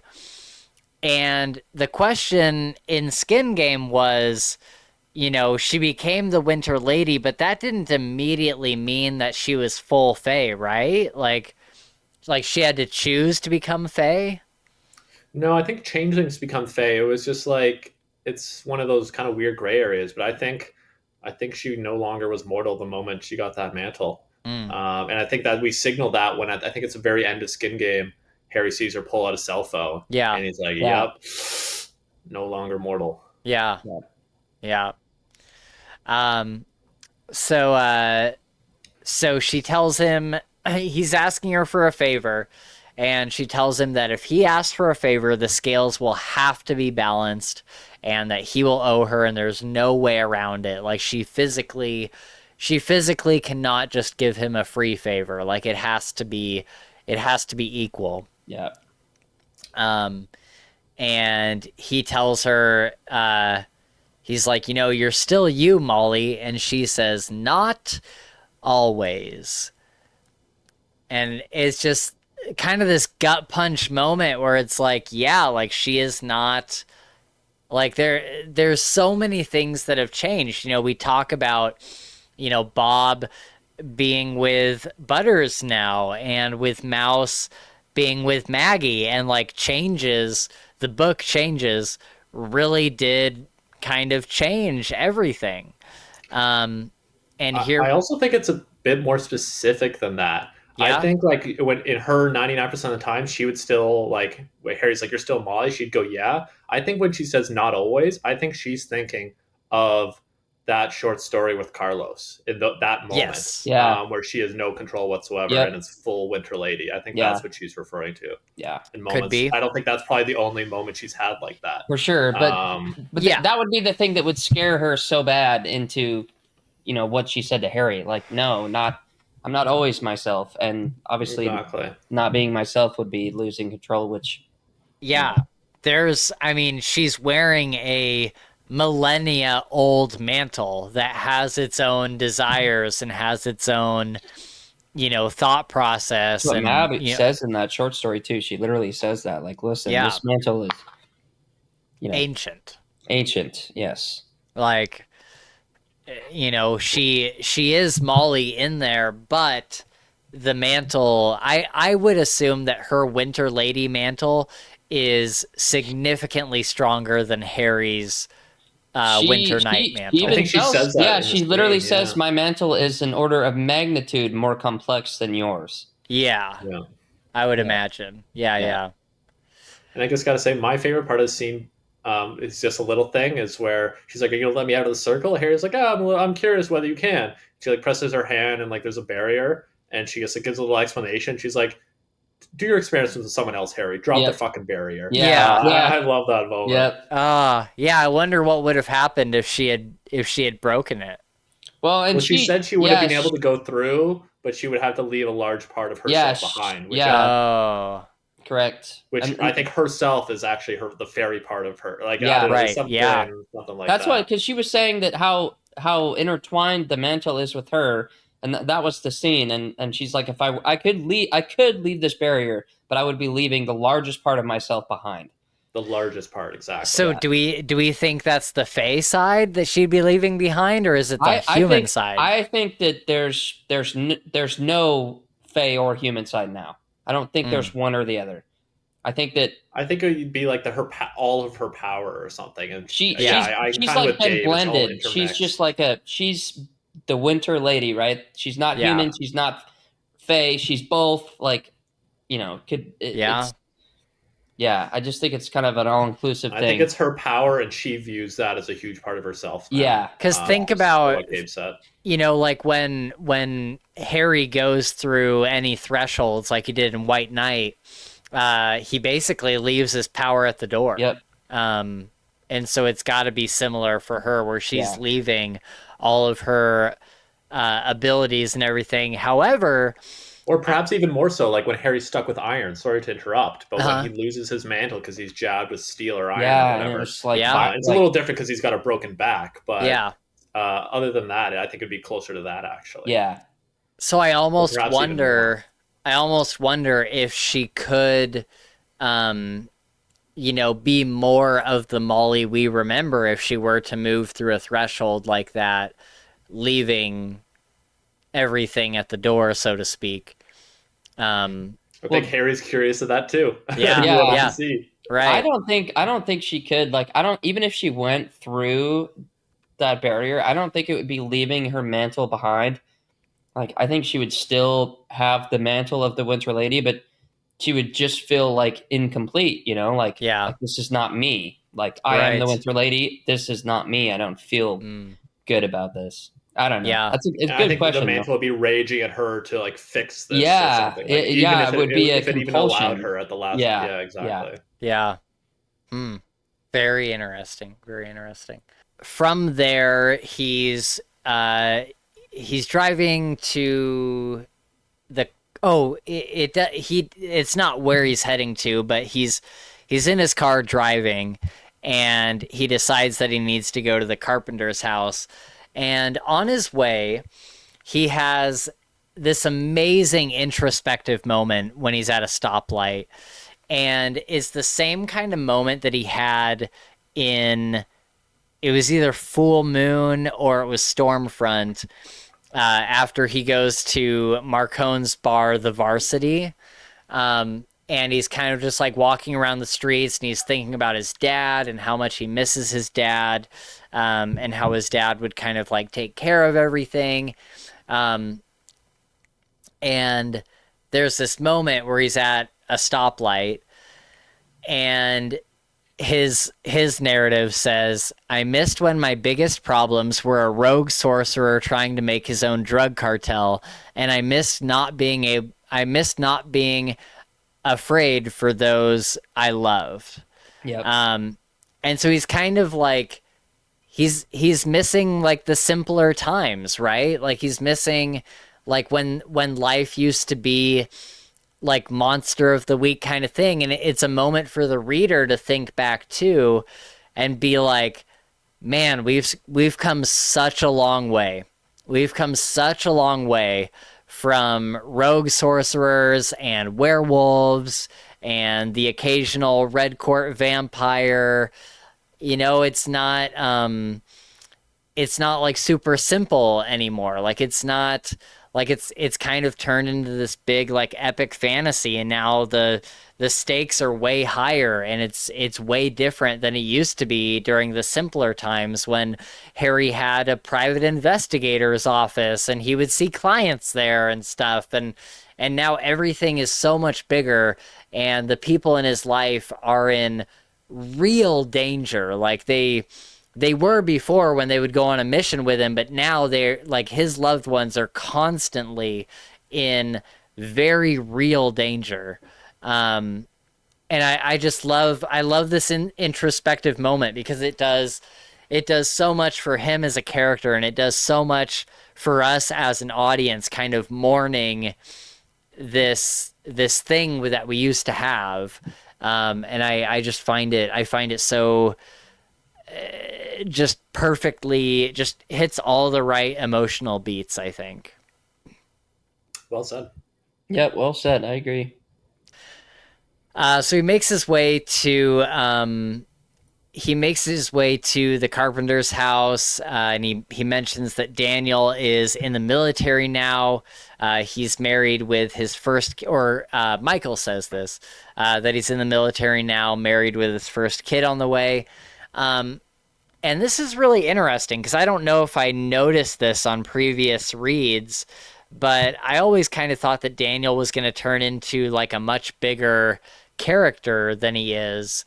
And it looks like he's kind of getting relegated to this just guy, like just this dude. I don't know. Do you guys have any thoughts on like Daniel as a character? Did you have any like bigger expectations for him in the story than just kind of being like married with kids and stuff? Or I didn't don't really have know. any expectations, to be honest. Yeah. I'm hopeful there's a future storyline where like, things are getting bigger and bigger and bigger, and Harry's somehow more involved with the government or whatever, and like there's an army storyline, and that's how Daniel's reintroduced down Could the line. be. I think that could be cool, but other than that, I wouldn't be surprised. Well, who knows? But Yeah. I didn't think much of it, to be honest.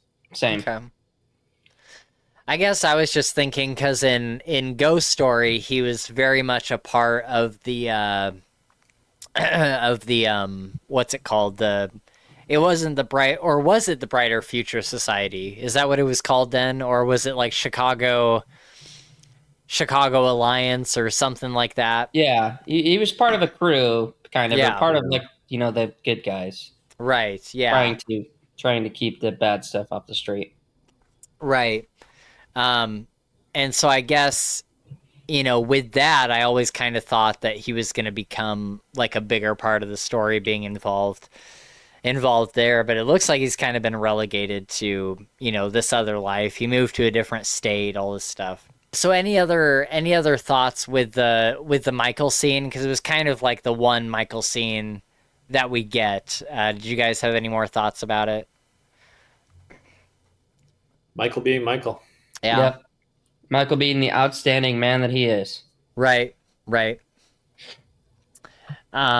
So then we get a scene where he's talking with Goodman Gray on the phone, and I love their back and forth so much. Like Goodman Gray is such a good character, and his quips are always so good. And Harry says, excuse me. Harry says, "Need your help." And he says, "With what?" Harry says, "Good cause." "Oh, those." Harry says, "There's a cute girl. I like that. You can't have her. I like that less." Like, it's just such a good, like, there's a cute girl. I like that. You can't have her. I like that less. Like, it's just such a good. Goodman Gray's so cool. Could you imagine like devoting your life because it's he's immortal or has lived forever, and he's this incredibly powerful being that he just I can imagine him just picking up these jobs for $1, right, just to keep busy. But he dedicates all of himself and his powers to whatever the job is. He's probably, he does $1 a job. He's probably made billions. You know what I mean? Like, well, been doing that's these- the joke. That's what I love about the conversation too. And I can't remember what he's like. Oh, it'll cost you. And here's like, yeah, gonna kill him, yeah. man. Like, how many stones do you think I stole from Yeah. like from Right. Like, we as a reader know it's gonna be what? It's a Like, dollar. Yeah. it's $1.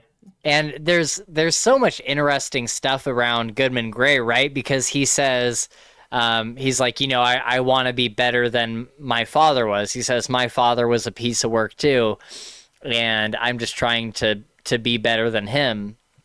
That's what he says in Skin Game.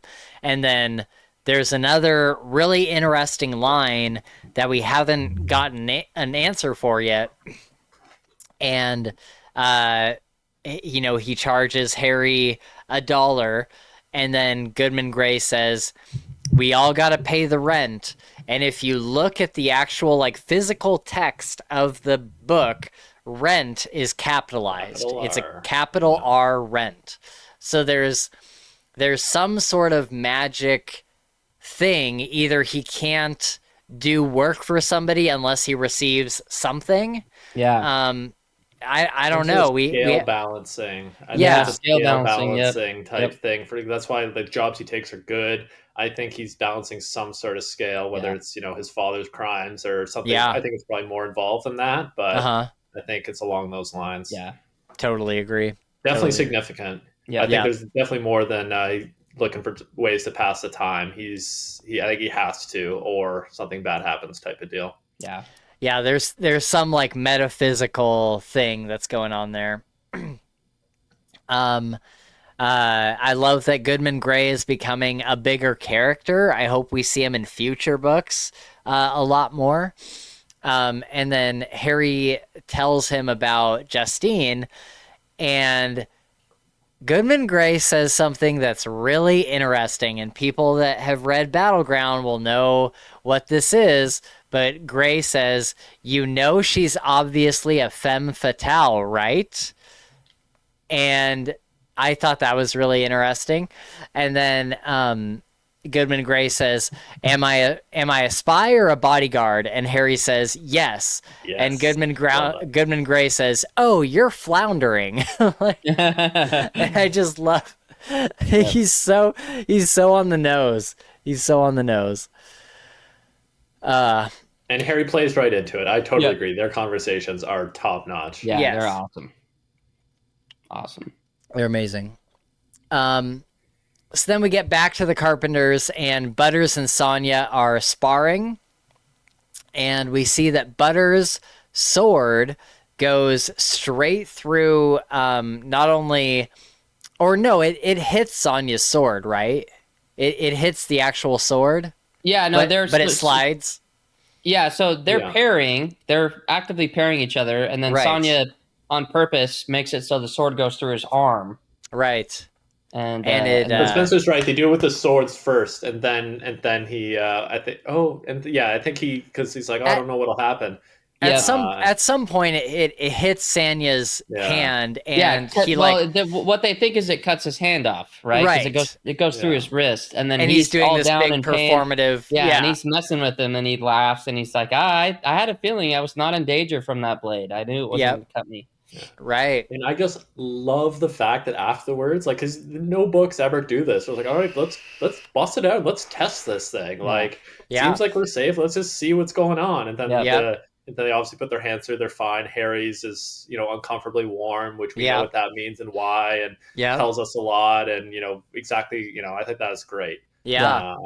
And Michael steps up and just like throws his hand right through it, just completely confident, like, oh my God. He's like, oh, this pinky barely works. Let's try this one. Let's try this whole hand. Yeah. So that was a cool bit of information. That'll certainly come into play in Battleground.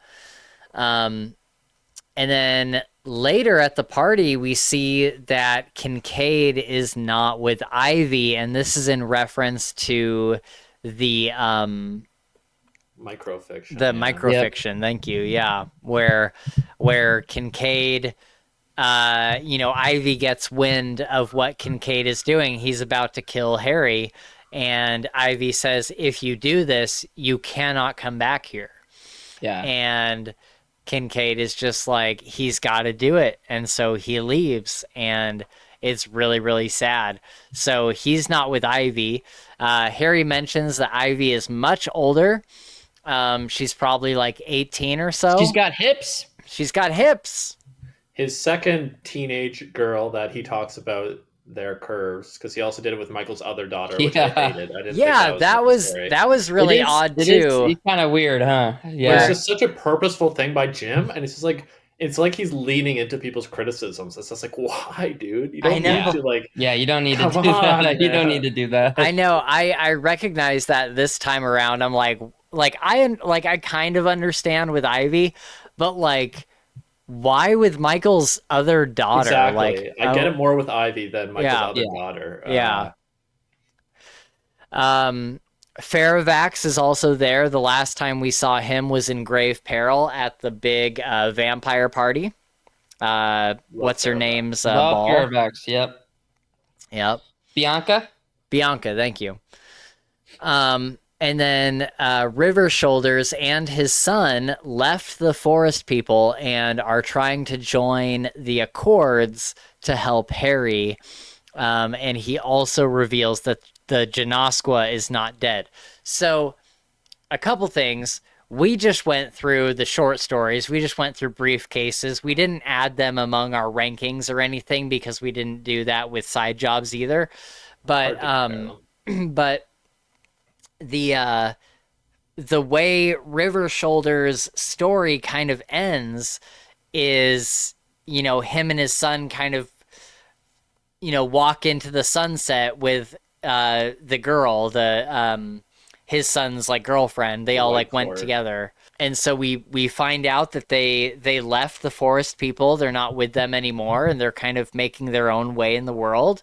And that he's, come back to help Harry because that's the kind of person that he is. And so really, really interesting to get an update. I think a lot of people were waiting for an update on River Shoulders. Yeah. Love River Shoulders. Also, one of the funniest jokes in the book too, where Harry's like, because River Shoulders makes a joke earlier about watching Finding Bigfoot and how funny the show is. And Harry later is like, "Oh, how should I contact you? Should I hit some trees and some others dick?" And he's like, "Yeah, you could try calling my girl. That might be a little easier." He's like, "It would probably be a little more expedient." Yep. Yeah. So good. I love that scene with River Shoulders. Yeah. And we also learned that the Janosqua is not dead. What a big reveal just in the middle of the book. Just like we thought that he was pulverized, but somehow he made it out of it. I'm sure it has to do with this coin. I'm sure the coin kind of put him back together. And River's like, nope, he's not dead. Saw him the other week, blood on his soul. Yep. It's like, oh crap, I love how Jim explicitly, like, Harry goes like, "Nah, dude, pretty sure he's dead." Like, he was literally, what did he describe him as? Like, he was literally confetti or whatever by the time I saw him. Because it's like, we're like, "No, bullshit." And Harry's like, "No, bullshit." Like, he was nothing. And he's like, "Buddy, I saw him last week. Don't know what to tell you." Yep, don't know what to tell you. Blood on his soul. Yes, absolutely. Great. One of the literally one of the scariest names. Like, I don't know why, but that name is just like, oh god, terrifying. Terrifying.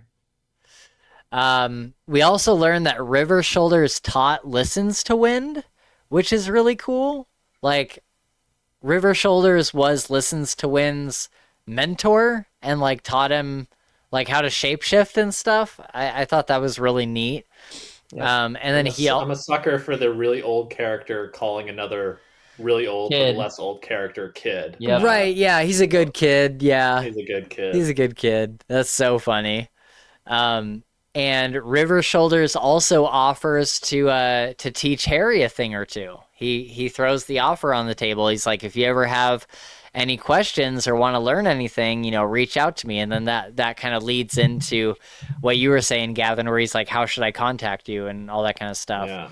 And specifically, I think that's where Harry's. I think the offer is large because it was the same type of offers. Listens to Win and Listens to Win want to teach him like shape changing or whatever they called it. Yeah. So I think it is because he wants to teach him that sort of stuff. But what he won't teach him, because he says it explicitly that he won't, is the Starborn stuff, because clearly he knows. Yeah. And because when Harry's just like blurts it out, because like the one thing Harry knows really is 666 years. 666 years. Yeah. And because playing it off, was like, oh, you're not quite as you've learned a thing or two. Yeah. It's like literally that's it. Yeah, absolutely. Yeah.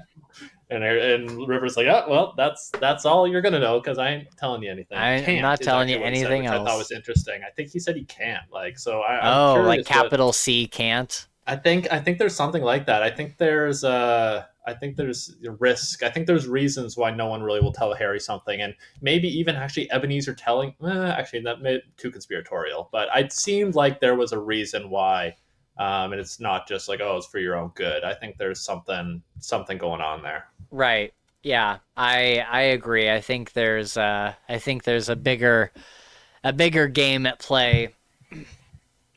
So then. Is it Freydis that is Laura's bodyguard? Freydis. She, her and Harry make a big scene to kind of get everybody's attention and to get, have Laura give her a reason to leave the room. And so Freydis makes a hologram of Laura and Harry doing the deed in the gym. And I'm like, you could not have picked a worse time to come up with that hologram. Like, everybody's worried that Laura has gotten to Harry. And they're like, she's like making this hologram where everybody can see them canoodling. And it's like, why would you make that hologram? Like, what couldn't you make it anything else, like them talking quietly in the corner or something? For me, I hated it too, but then thinking about it, I think it's the reason I think they had to, because it's the only thing that would be believable. Because if they're just like for minutes at a time, just whispering in the corner, like I think people are gonna be like, okay, that's suspicious. I want to know more. Right. But if people see them banging, it's like, I knew it. Like that's the secret. Right? Like I think there was very purposeful. Even though like my first time through, I'm like, why this? Yeah. This of all things? But right. I think that of all things was exactly the point. Okay. Yeah, but that's fair. I also hated it just from, Harry's perspective of. Yeah. It's like you've just confirmed everybody's worst fear.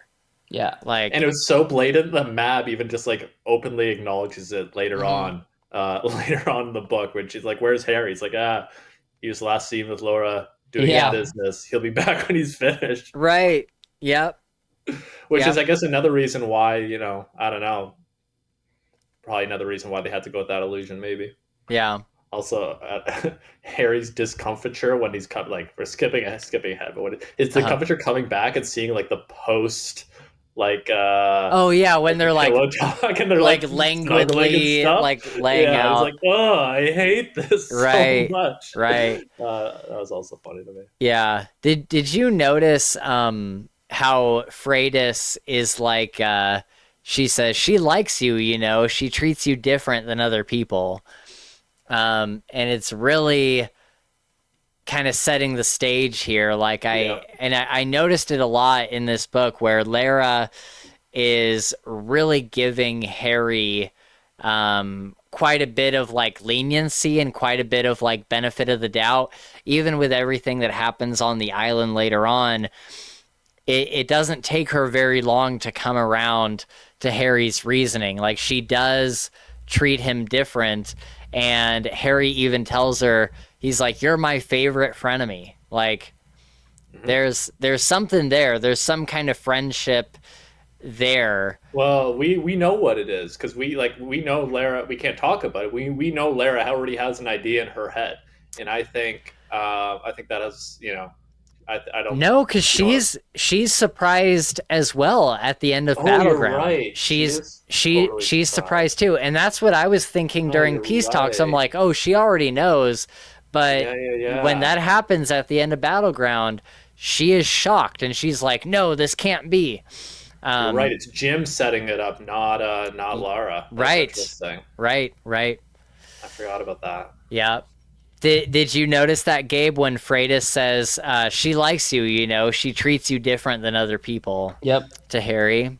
Definitely. I thought that was... That's when that's before the scene, right? Before she slaps him? No, it's after. It's right after in that scene somewhere. Okay. Yeah, they like go around the corner and Harry sees the hologram of him and Lara on the mat, and then she goes down the dumbwaiter completely naked. Yep. And he's like getting undressed to go down as well. And then Freydis tells him, she's like, she likes you, you know, like she treats you different. Yeah. And so I don't know, it's just interesting. It made me reflect on, you know, how would Lara treat anybody else? Like literally anybody else. She certainly gives Harry like deferential treatment to some extent. Respect. I think she's like, you know, first mortal in a long time that actually has her respect in many ways. Right. Yeah, I would agree. So they get down the dumbwaiter. There's this whole scene where they're trying to get Thomas out, and the only way that she is able to take care of the guard is by literally fucking him in front of Harry. Yeah. I was How like, else would a succubus do it? Come on. I was like, oh man, like we're seeing this in action, and she's just like slowly fucking him into oblivion, and she's like, go get Thomas, like go, like while I'm doing this, like you go do your thing. Yeah. And Harry's just like, jobs. Yeah, Harry's just like, oh my god, and he's so like pulled into this. Yeah. Well, this, because like, she's got the come hither going full bore, you know. Right. Could you imagine? Yeah. Could you imagine seeing that with her amount of power and just oh my having god, to just be like, oh shit, I can't watch this. I gotta go. She just had a big full meal the night before. We know. Yeah. Full blast. Also, just right before that happened, I just want to say, for as much as I hated the Conjuritis summoning the spiders going down the chute, it's almost made up for by Harry singing the Spider-Man song. As he goes oh yeah, yeah. Yeah. That is so freaking Spider-Man. Yeah. Yeah, like if I had come down the dumbwaiter behind her to find that, I would be on bended knee begging. Like, there's no way. We don't have the willpower to deal with that. Harry does. There's no way. There's no way. So they get Thomas. Thomas is held in a cell with Harry's old basement door. It's literally his lab that's down there. Yeah, it's he's held in his lab. It is his basement. Yeah. Yep. Super crazy. Something we didn't talk... makes you just hate Marcone, kind of, though. At least I do. Oh, yeah. It's his little jab. Mad. Oh, absolutely. Yeah. 100%. Totally. Yep. It probably went as great, a huge, but it was an inconvenience to keep it that way. Right. And Marco did it. For sure. Yeah. Yep. He probably built everything around the basement just so he could use the basement for such an opportunity as to screw with Harry so bad. Yep, just to have like a little piece just in case. Yeah. Present for him when he gets back someday. Right. Yeah. And it's interesting that is where Marcone chose to house Thomas, right? Like he's like, oh well, I got Harry's basement. Wouldn't it be ironic if I set him in Harry's old basement? Well, that also leads to my conspiracy of like, what's with the shit protections? Like one guard.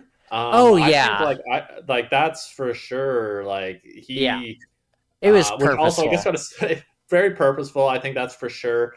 Whether he did it on his own, someone told him. There's obviously some more plots at play there. Like obviously Odin was in on it. He let Harry go out in a couple seconds. But I also just want to say, Laura, like when they're leaving and he's like splashes liquor on the guard, it's like, all right, like that'll that's getting that'll clear everything up. Yeah. Like, oh, now there's an explanation. It's like, oh that'll clear everything up. Don't worry about it. Right. Yeah, Marcone is always very clued in to the various plots that are going on. And so I wouldn't be surprised if he knew that there was a jailbreak going on and he, kind of set it up for it to be fairly easy. So they get him out, and the potion they take is the same potion that Harry took in Full Moon, where it makes him not literally invisible, but so unnoticeable, so boring, that people just aren't going to see them. Matter of fact, when he gets into the car later on, he worries that the other car that's speeding at them will think that they're just a cardboard box in the road or something. It's so incredibly powerful. Yep.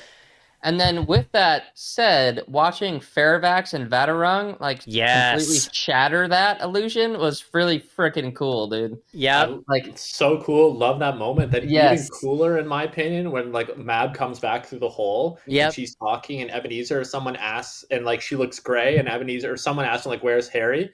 And her eyes go green. Her eyes change because you clearly she's using her powers. She's thinking, okay, she's figuring out in her using her powers. Okay, where's Harry? And in that moment, you see she can see through it. She's powerful enough. But it's not an automatic thing like the other two. It's I have to be thinking about him. I have the connection to him through the mantle. Yada yada. I love that. Yep. Super cool. Such cool little subtleties, and I love that. I love that Jim pays attention to that. And it was also kind of, I took it as, when somebody really notices Harry, they are in full color.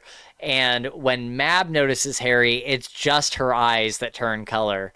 And so it's a very it's almost like a hint that she, you're saying, she didn't automatically see him. She used part of her power. She activated a power in order to see through the veil that he was using. It's like she asked, "Where's Harry?" And she went, "You know what? Where is that motherfucker?" Yeah. Oh, I see him now. Little bastard. You're right. Where the hell is Harry? Yeah.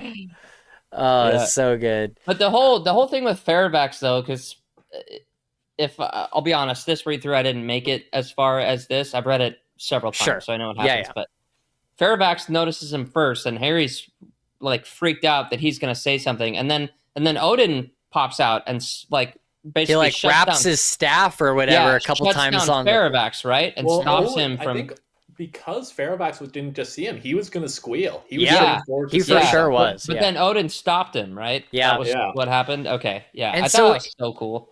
It was so cool, and it makes me wonder, what happened between the two, because they're clearly, opposed. The whole time during the night, they're just, staring at each other. Yeah. They're, across from each other, just, staring at each other.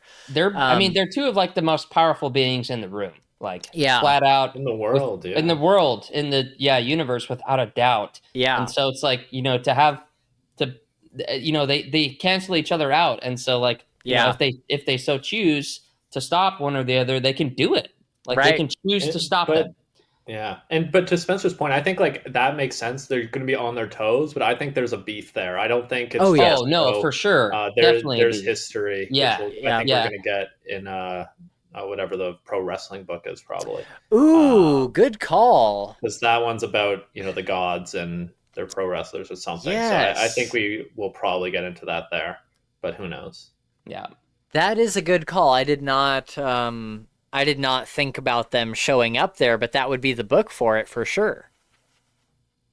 I almost wonder, I don't know if Jim is still doing the, he was going to do a book. What's it called? The Japanese name for Godzilla and stuff like that. Kaiju? Oh, Kaiju, yeah. No, that was this one. I think that was this one. And then Ethnu was the Kaiju came in. I think, wasn't he referring to this one as that? No, I don't think so. I think the Kaiju one was supposed to be, it was supposed to be after the pro wrestling one, and it was going to be right before the time travel one.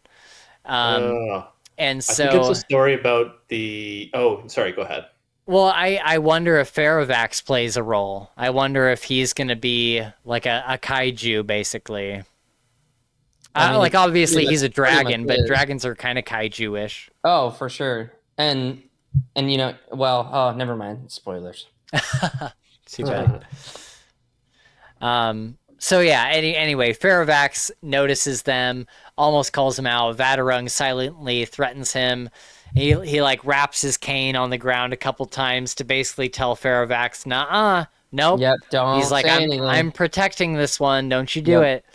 And it makes me wonder what Vatarung like, what is his stake in all of this? Like, why does he care if Harry gets away, or, you know? It's got to be something to do with, what we find out in Battleground. I don't want to ruin it, but Interesting. I think that and the low security are related.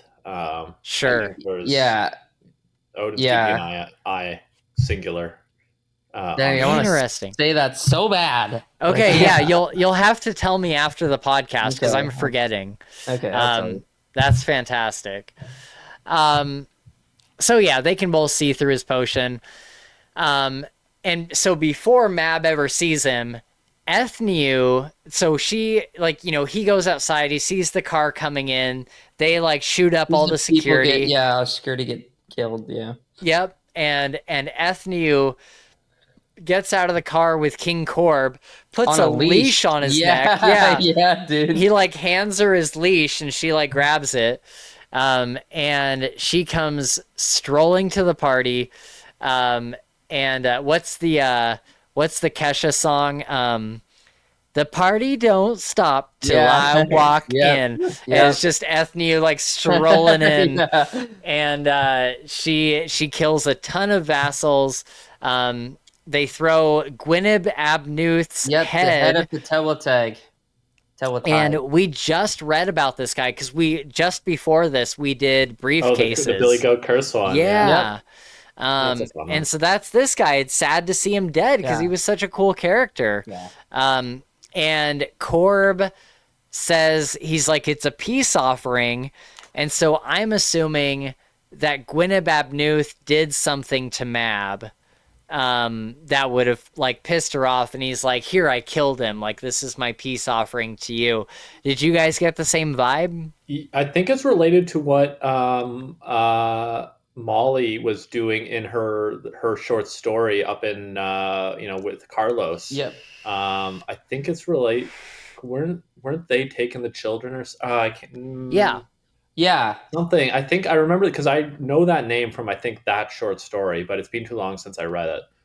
So I can't quite remember. But something along those lines for sure. Yeah, I think you're on the right track. I think that tracks. I just wonder why King Corb, like why would he, if he's going to Mab and he's throwing this head down and he's saying this is a peace offering, why would that be a peace offering to her? Oh, because I think they were refusing to give soldiers to Mab. To Mab for her army, I think, is what the beef was. Yeah, like, it was our children. It was a peace offering, but it was also an insult. Yes. Yeah. Not the biggest insult. I guess every time I read it, just mowing down the servants and then just casually throwing a bag of gold coins like garbage. Oh yeah, and not only that, but here's your were-guild, like, fuck off. Here's your were-guild mortal or some crap like that. Yeah. And then the scene like where Marcone stands up. Yes. And he's like, you are in my house, like, really. I was like, God, that's so cool. So good. Yeah. Oh, the characterization of after, I think maybe it's after she blasts Mab, but the fact that it's like Ebenezer moves and then like right after him is Marcone while everyone else is still frozen is like, that's really good characterization. Yep.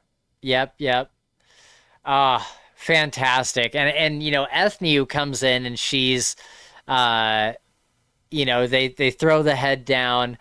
King Corb remembers Mab when she was in King Arthur's court and still a human, which many people believe that Mab is Morgana from the King Arthur legend. So they do that, and Ethnew is saying to Vadarung, she's like, like, why are you messing around with these mortals? Like, you are so much more than mortals. Rise above them and come join me. You know? She wants to completely. She sees them as bugs. You are just delusional. This is not the way. Yeah, she's like, we need to take this realm back from the mortals. And so that's kind of her whole thing, is she like wants to destroy all of humanity and anybody standing in her way. And then she roadhouses Mab through several walls. He's like, wait, what's the wall behind this one? No, Storage. the wall behind The one that behind that one. Yeah. So good. Just like Also, a I just Looney thought of Tunes, like yeah, for cut real. out of Tunes Cut Mab, out like of her body through yeah, 7 Scooby walls. Doo, totally. yeah, Also, I just thought of it now, but if Mab is Morgana, which I believe is true, I've read that, and the people who have really know this stuff is like, oh yeah, this is for sure, and I think yeah, this confirms it. yeah. But I think another good candidate as a starboard in the story is Mab herself, Ooh, because used to be mortal. Who else? Who what's her job? What's Mab's job? Guarding the outer gates. Who would you want is to take that mantle? Is probably someone who has power over them. Maybe. Yeah. Just something that popped in my head right now.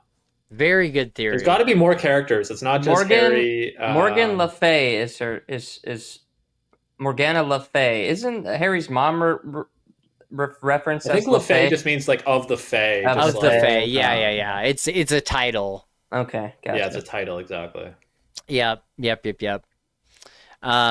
Yeah, good catch on her being a Starborn, because when we eventually get to the point where all of the like enemies up to this point have kind of been nullified to some extent, we're going to get to the point where we are fighting outsiders. Like that is the main enemy that we are fighting all the time, and I think Battleground kind of starts that thing where we're going to be fighting a lot more outsiders, and we're going to have more Starborn than just Harry and Elaine.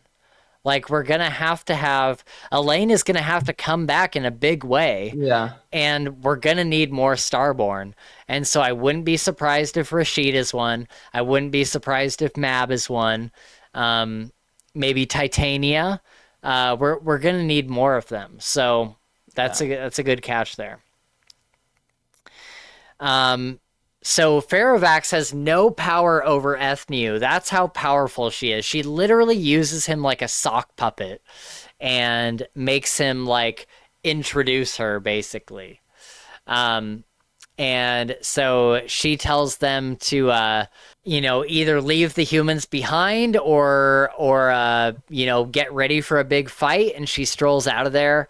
And the supernatural denizens of Chicago band together, even the ghouls. And I love this moment where the ghouls are like slinking away. And Marcone is like, I wasn't aware that you're a coward. And just like, just the power in that statement, just the raw, like Marcone is such a badass. And also, then the know your audience. He's not appealing to reason. He just goes right to, what are you, a bitch? Yeah, right. For real, dude. Sure enough. For real. Yeah, know your I audience. didn't know you were a bitch. You gonna come back or what? For sure.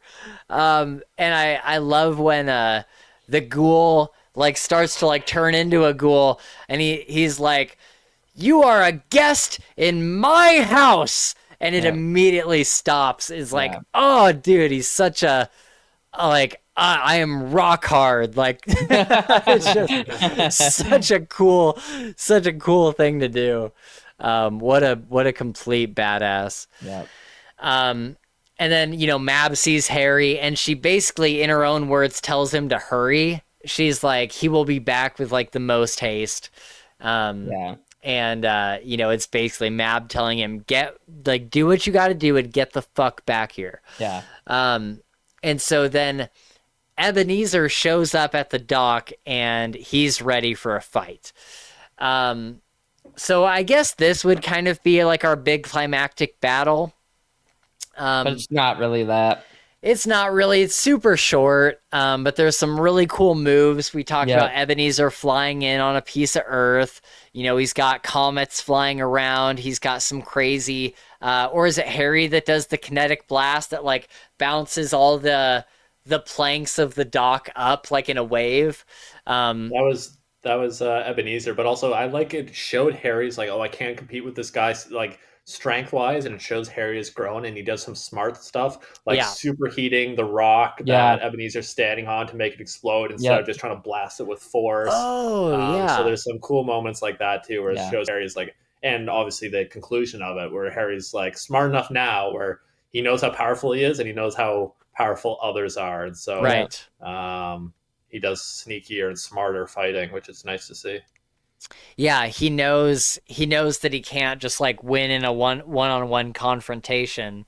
And so he really he really calls in his favor with Molly, and What a he's favor it was. That what is a quite the Yeah, no frickin' kidding, spell. man. I don't yeah, know it was a about that, hell but of Yeah. a that spell. is We've never seen quite the anything Yeah, spell. like she's that quite before. the craftswoman now. She's really got Right. it Yeah, down to a that science, man. yeah, spider silk suit. It got shit on that friggin' spell. Right? Yeah, and it really, Harry has been telling us, since proven guilty or White Knight or whatever, that Molly's the thing that she is good at is this really like finely crafted Yeah. spell work, and we're finally seeing that come out in something like this where it's like Harry could not have made that spell. Like there No, is no way, no and chance. it's such a good illusion that it's Even actually Ebenezer had no clue.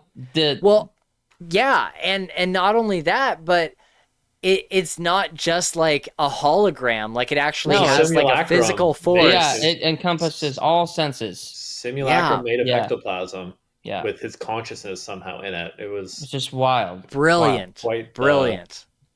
And I love how the series, in some other series, if they were doing like a really soft magic system, you as the reader would just be like, oh, I guess you can just make a doppelganger copy yourself. But in this series, Jim and Harry have hammered home the idea that magic is not easy. Like it is very, very, very difficult to do something like this.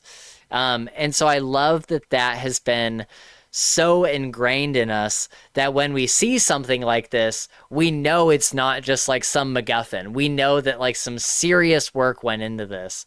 And I just love how they've kind of like set that up really, really well. So Harry tells him about Thomas being his brother.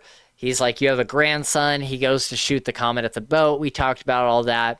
Harry's on the ground dying, and I love this moment.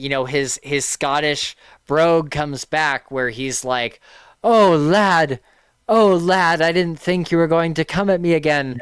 I didn't think it would trigger." And just this moment where Ebenezer is coming back to himself, and something is going on with him. Something's going on with him.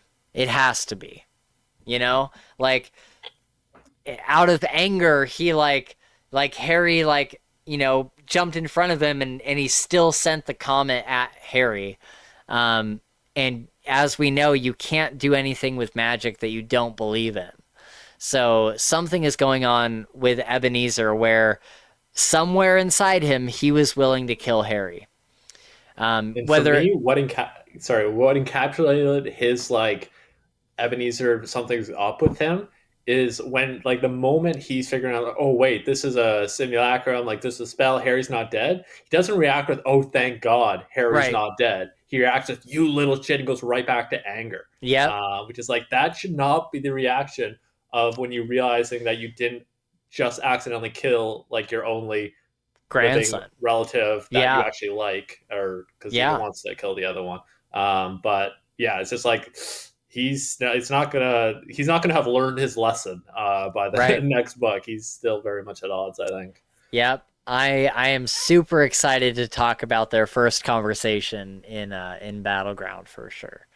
Um, but yeah, I love what Harry says here. He says, "That's why you're so keen on teaching me control. You're barely keeping it together Yeah. yourself."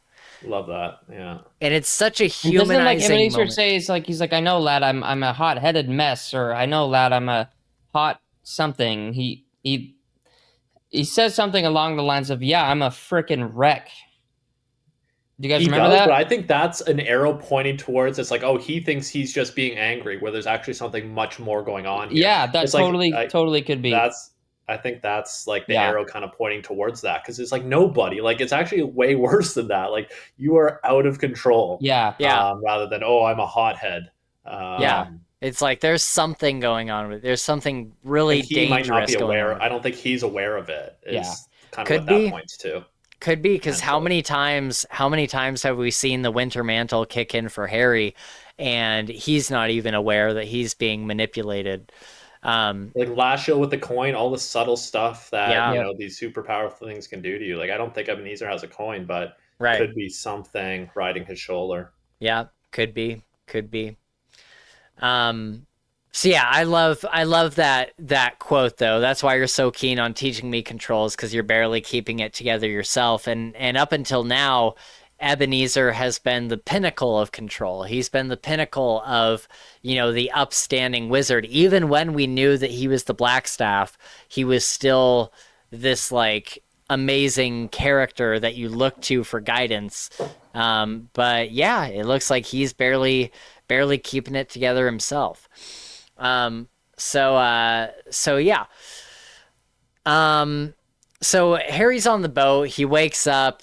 Murphy's got like the mask on him, giving him air and stuff. And I kind of wonder if they had talked about this before. Like, I'm going to be out of it. Seems You're going to like be they had. I'm sure they did. Yeah. Does it seem that way? Yeah, I because think she's so. also telling the Valkyrie or whatever. It's like I think they had planned this. Yeah. Because also, the other reason I know that too, because when Harry goes like, "Oh, leave, I'll catch up with you," Murphy goes like, "No, listen to him." And the only reason she's not going to beak off at him back and say, "No, Harry, like we're not," is because she knows that he actually has a way to get back on the boat. Yeah. So I think that's the nod to it as well. Right. So then there's a great quote between her and Harry. She says, "But you've got one thing he doesn't." And he says, "Yeah." And she says, "Me." And in his narrative, he says, "I reached for her hand, closed my eyes, and spent a few minutes with tears less bitter." And I'm just like, man, every now and then Jim Butcher just pulls an amazing piece of prose out of his ass. Like every now and then, like Tears Less Bitter is such a good piece of writing. Like it's so it's such like a fancy way of saying it, but it gets the point across so well. And I just love that. Spent a few minutes with Tears Less Bitter. So good. So good. So good. So now we're at the end here. Harry imprisons Thomas on the island, putting him into a deep sleep in something called, is it contemplation or Stasis? Yeah, stasis, but like the specific, because there was different things that he could have. containment? No, yeah, it was contemplation, because he Yeah. told Thomas that he's gonna have to live through every bad thing he's ever done. Right. Oh, that's right. Yeah. Yeah. And then after that happens, then he goes into like a deep sleep. Yep. Yeah, but not before a very painful entrance. Yeah. So my question is, what will Thomas be like when he gets out? Assuming they're able to heal him, like Thomas having gone through this moment, I'm sure for us it's like a split second, but for him it may be years of reliving like every bad thing he's ever done. What is he going to be like when he gets out? I don't know if anybody's seen. Well, go ahead. I don't know if anybody's seen Supernatural, but there's a season where they go to hell, and Dean has to basically survive the most vile torture ever, and he just has to take it. And when he comes out of hell, he's still Dean, but he's also very different, because what they were able to do in hell is torture him until his body fails, and then they heal him, and then do it again and again and again. And so Thomas has already kind of been through this with the Nagloshi, where, the Nagloshi would torture him and then bring in a woman for Thomas to feed on, and then he would torture him again. And it kind of, I'm like, I don't know if Thomas can survive this. Like, I don't know if he gets like through this the same. Yeah, the Nagloshi for sure is one thing, but this prison that Thomas is in was designed to hold, violent criminals, with the hope that this contemplation and or stasis or whatever could maybe help them see the error of their ways, right? Yeah. Otherwise, they wouldn't have made a contemplation for Right. it. There's no reason. What if it heals him? Good point. Is that what you're That's getting really at? interesting. It could heal him, but like my thought process is like, he's definitely going to come out different, but what if he comes out like maybe a little bit reformed and or healed or different in such a way that he's better because he saw everything bad that he did, right? Yeah. So like, Love, the sort of love needs a wielder. People have thrown that theory out there. Ooh. What if he becomes a knight? I don't know. It's a thought. If like it's, I guess I don't know. I guess some people thought that, but I'm glad you brought up the Nigloshi because that's where my mind went when you said what. Because first off, I don't think we'll be seeing him anytime soon. I think he's on ice for sure. I don't think we'll see him he'll for be a there while. for a while. Yeah, yeah. But like for me, after the Nigloshi, because it was a turncoat or whatever, whichever one it is. Yeah, turncoat. It ends with like, oh, like I don't know, like because Thomas went through all the terrible, terrible stuff. Exactly what you said, and Harry's like, I don't know if I'll ever get my brother back. But by the next book, it's just like nothing had happened. I know. So I think Jim that always kind of any pissed way me he off. wants. Yeah, because that did piss me off too. Because he's like, oh man, like how can anyone be the same after this? I don't know if I'll ever have my brother again. And then that's it. He's just totally back to the way he was. Yeah, right. Pretty much. So it could be like that, but I don't think. Hopefully, it's more profound. I would be thoroughly disappointed if it wasn't. Yeah. If it was just like a quick, like cool plot line to visit for 10 seconds, then that would suck. Like that would be. It's also tough because like Thomas is already a pretty good guy. He's already trying his best not to be the monster that he was born like that he is in terms of not killing people by feeding. Like if Laura was in there, it'd be a different story because she clearly views humans as chattel, doesn't care. No big deal. But like I don't. I don't know. I hadn't really. I kind of forgot there was contemplation part of it. Yeah, I feel like for Thomas, I agree with what you said. He really tries to do good, and he doesn't want to hurt. But there have been times in his life where that wasn't the case. Right. And he's talked about those. That will go out the window to protect his loved ones. You're right. He's got that. That's the like Harry wants to protect the world, unless the world is going to be collateral damage between protecting his loved ones, and that case it can burn. So along those lines. Yeah. So that'll be super interesting to see what happens with him in whatever 5 books from now or something. Yeah, my theory, especially like Battlegrounds. Like I think I think he'll be. I think the next White Court book is going to be really interesting. And yeah, I never mind. There's Battleground stuff. Yeah. Okay, so Lara and Freydis go to fight Harry. But Lara gets swallowed into the ground. Freydis kind of jumps back to the ship and grabs Murphy, but Murphy pulls out a grenade pin and holds it right next to their head. Such a badass moment. Murphy's badass, dude. She's so sick, dude. And Freydis jumps off the ship, but not before saying, "Oh my god, that's so hot." yeah. So good. Yeah. No, that's so hot to the high stakes chicken is just freaking awesome. Dude, for real. So good. Oh my god. And also, I love Murphy's just because I hated early in the book how Murphy got the jump on her. Just I think it's just Jim trying to show she's all banged up, but she can still do stuff. I didn't really love that. I think it was made up for when Fredo was hitting on her after. And Murphy's all it's the most we've ever seen her discombobulated in the whole series. So she needed a rescue for the first time ever. The first time ever. So great. Such a good scene. Yeah. So I like how Murphy and there's some Battleground stuff too, which is her knowing her, and the scene at the very end, which we can roll right into, which is if you were hurt, would you take this one off, no matter how hurt you are? And Harry's like, well, shit, absolutely freaking not. So because it's so, as a reader, you just you are so messed up. You weren't you're already a tiny human with no powers before this. This is so out of your class. But then they have that conversation. It's this is my city. Would you what else? And you can't help but side with Harry in terms of shit. Yeah. I guess you're in. This is it. So I wouldn't stand by either. Yeah. Yeah. But to that point, so her planning ahead, okay, I'm impaired, but what can I do? Yeah. And she can pull a pin and just stand there, and it was very effective. Yeah. Right. Although it's kind of manipulated because Harry's just God level on the island, so I don't think it really mattered. But right, yeah, super good. And then Lara, Harry ends up explaining all of this to Lara, And he's like, look, Thomas is held in stasis. He's going to be there for a little while just so that we can get through all this stuff with Ethnew, and then we can find a way to cure him. And I just love this conversation that he has with Lara so much. Like, it's such a good, like, real conversation where he's like, he's like, I just need you to trust me. She's like, you're manipulating me in this way. And he's like, no, like, I understand that it looks that way.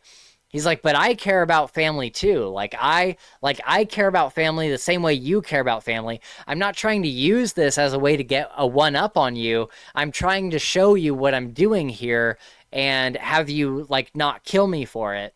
And so I love this back and forth that they have. I think it's done so incredibly well.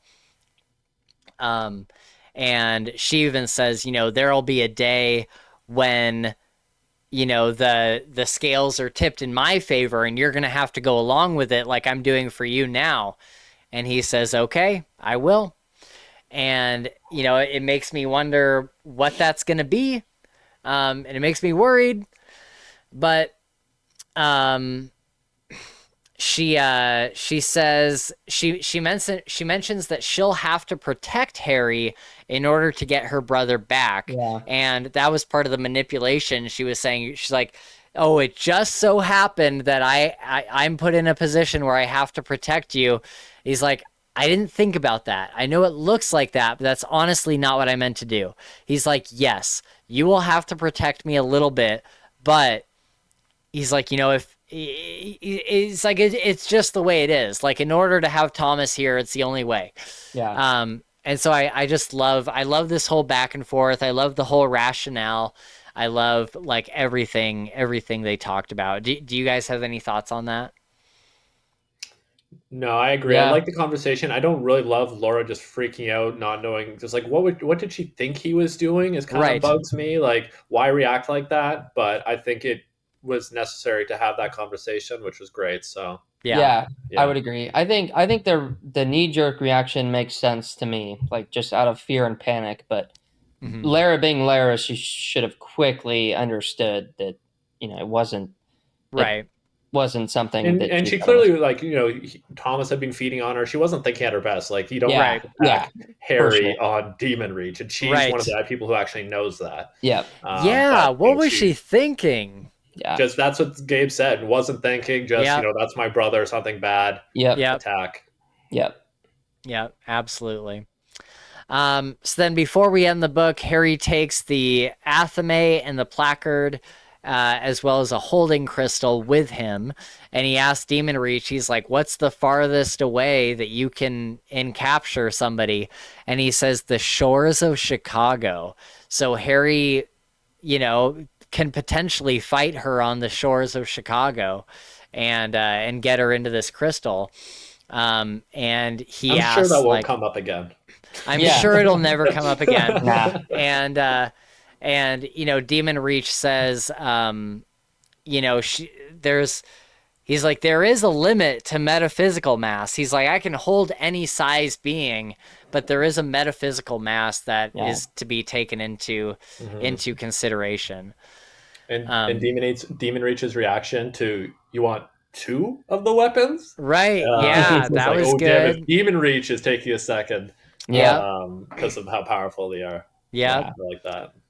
And then, Harry noticing that Demon Reach is able to sneak up on him without him knowing. He's able to block certain perceptions from Harry.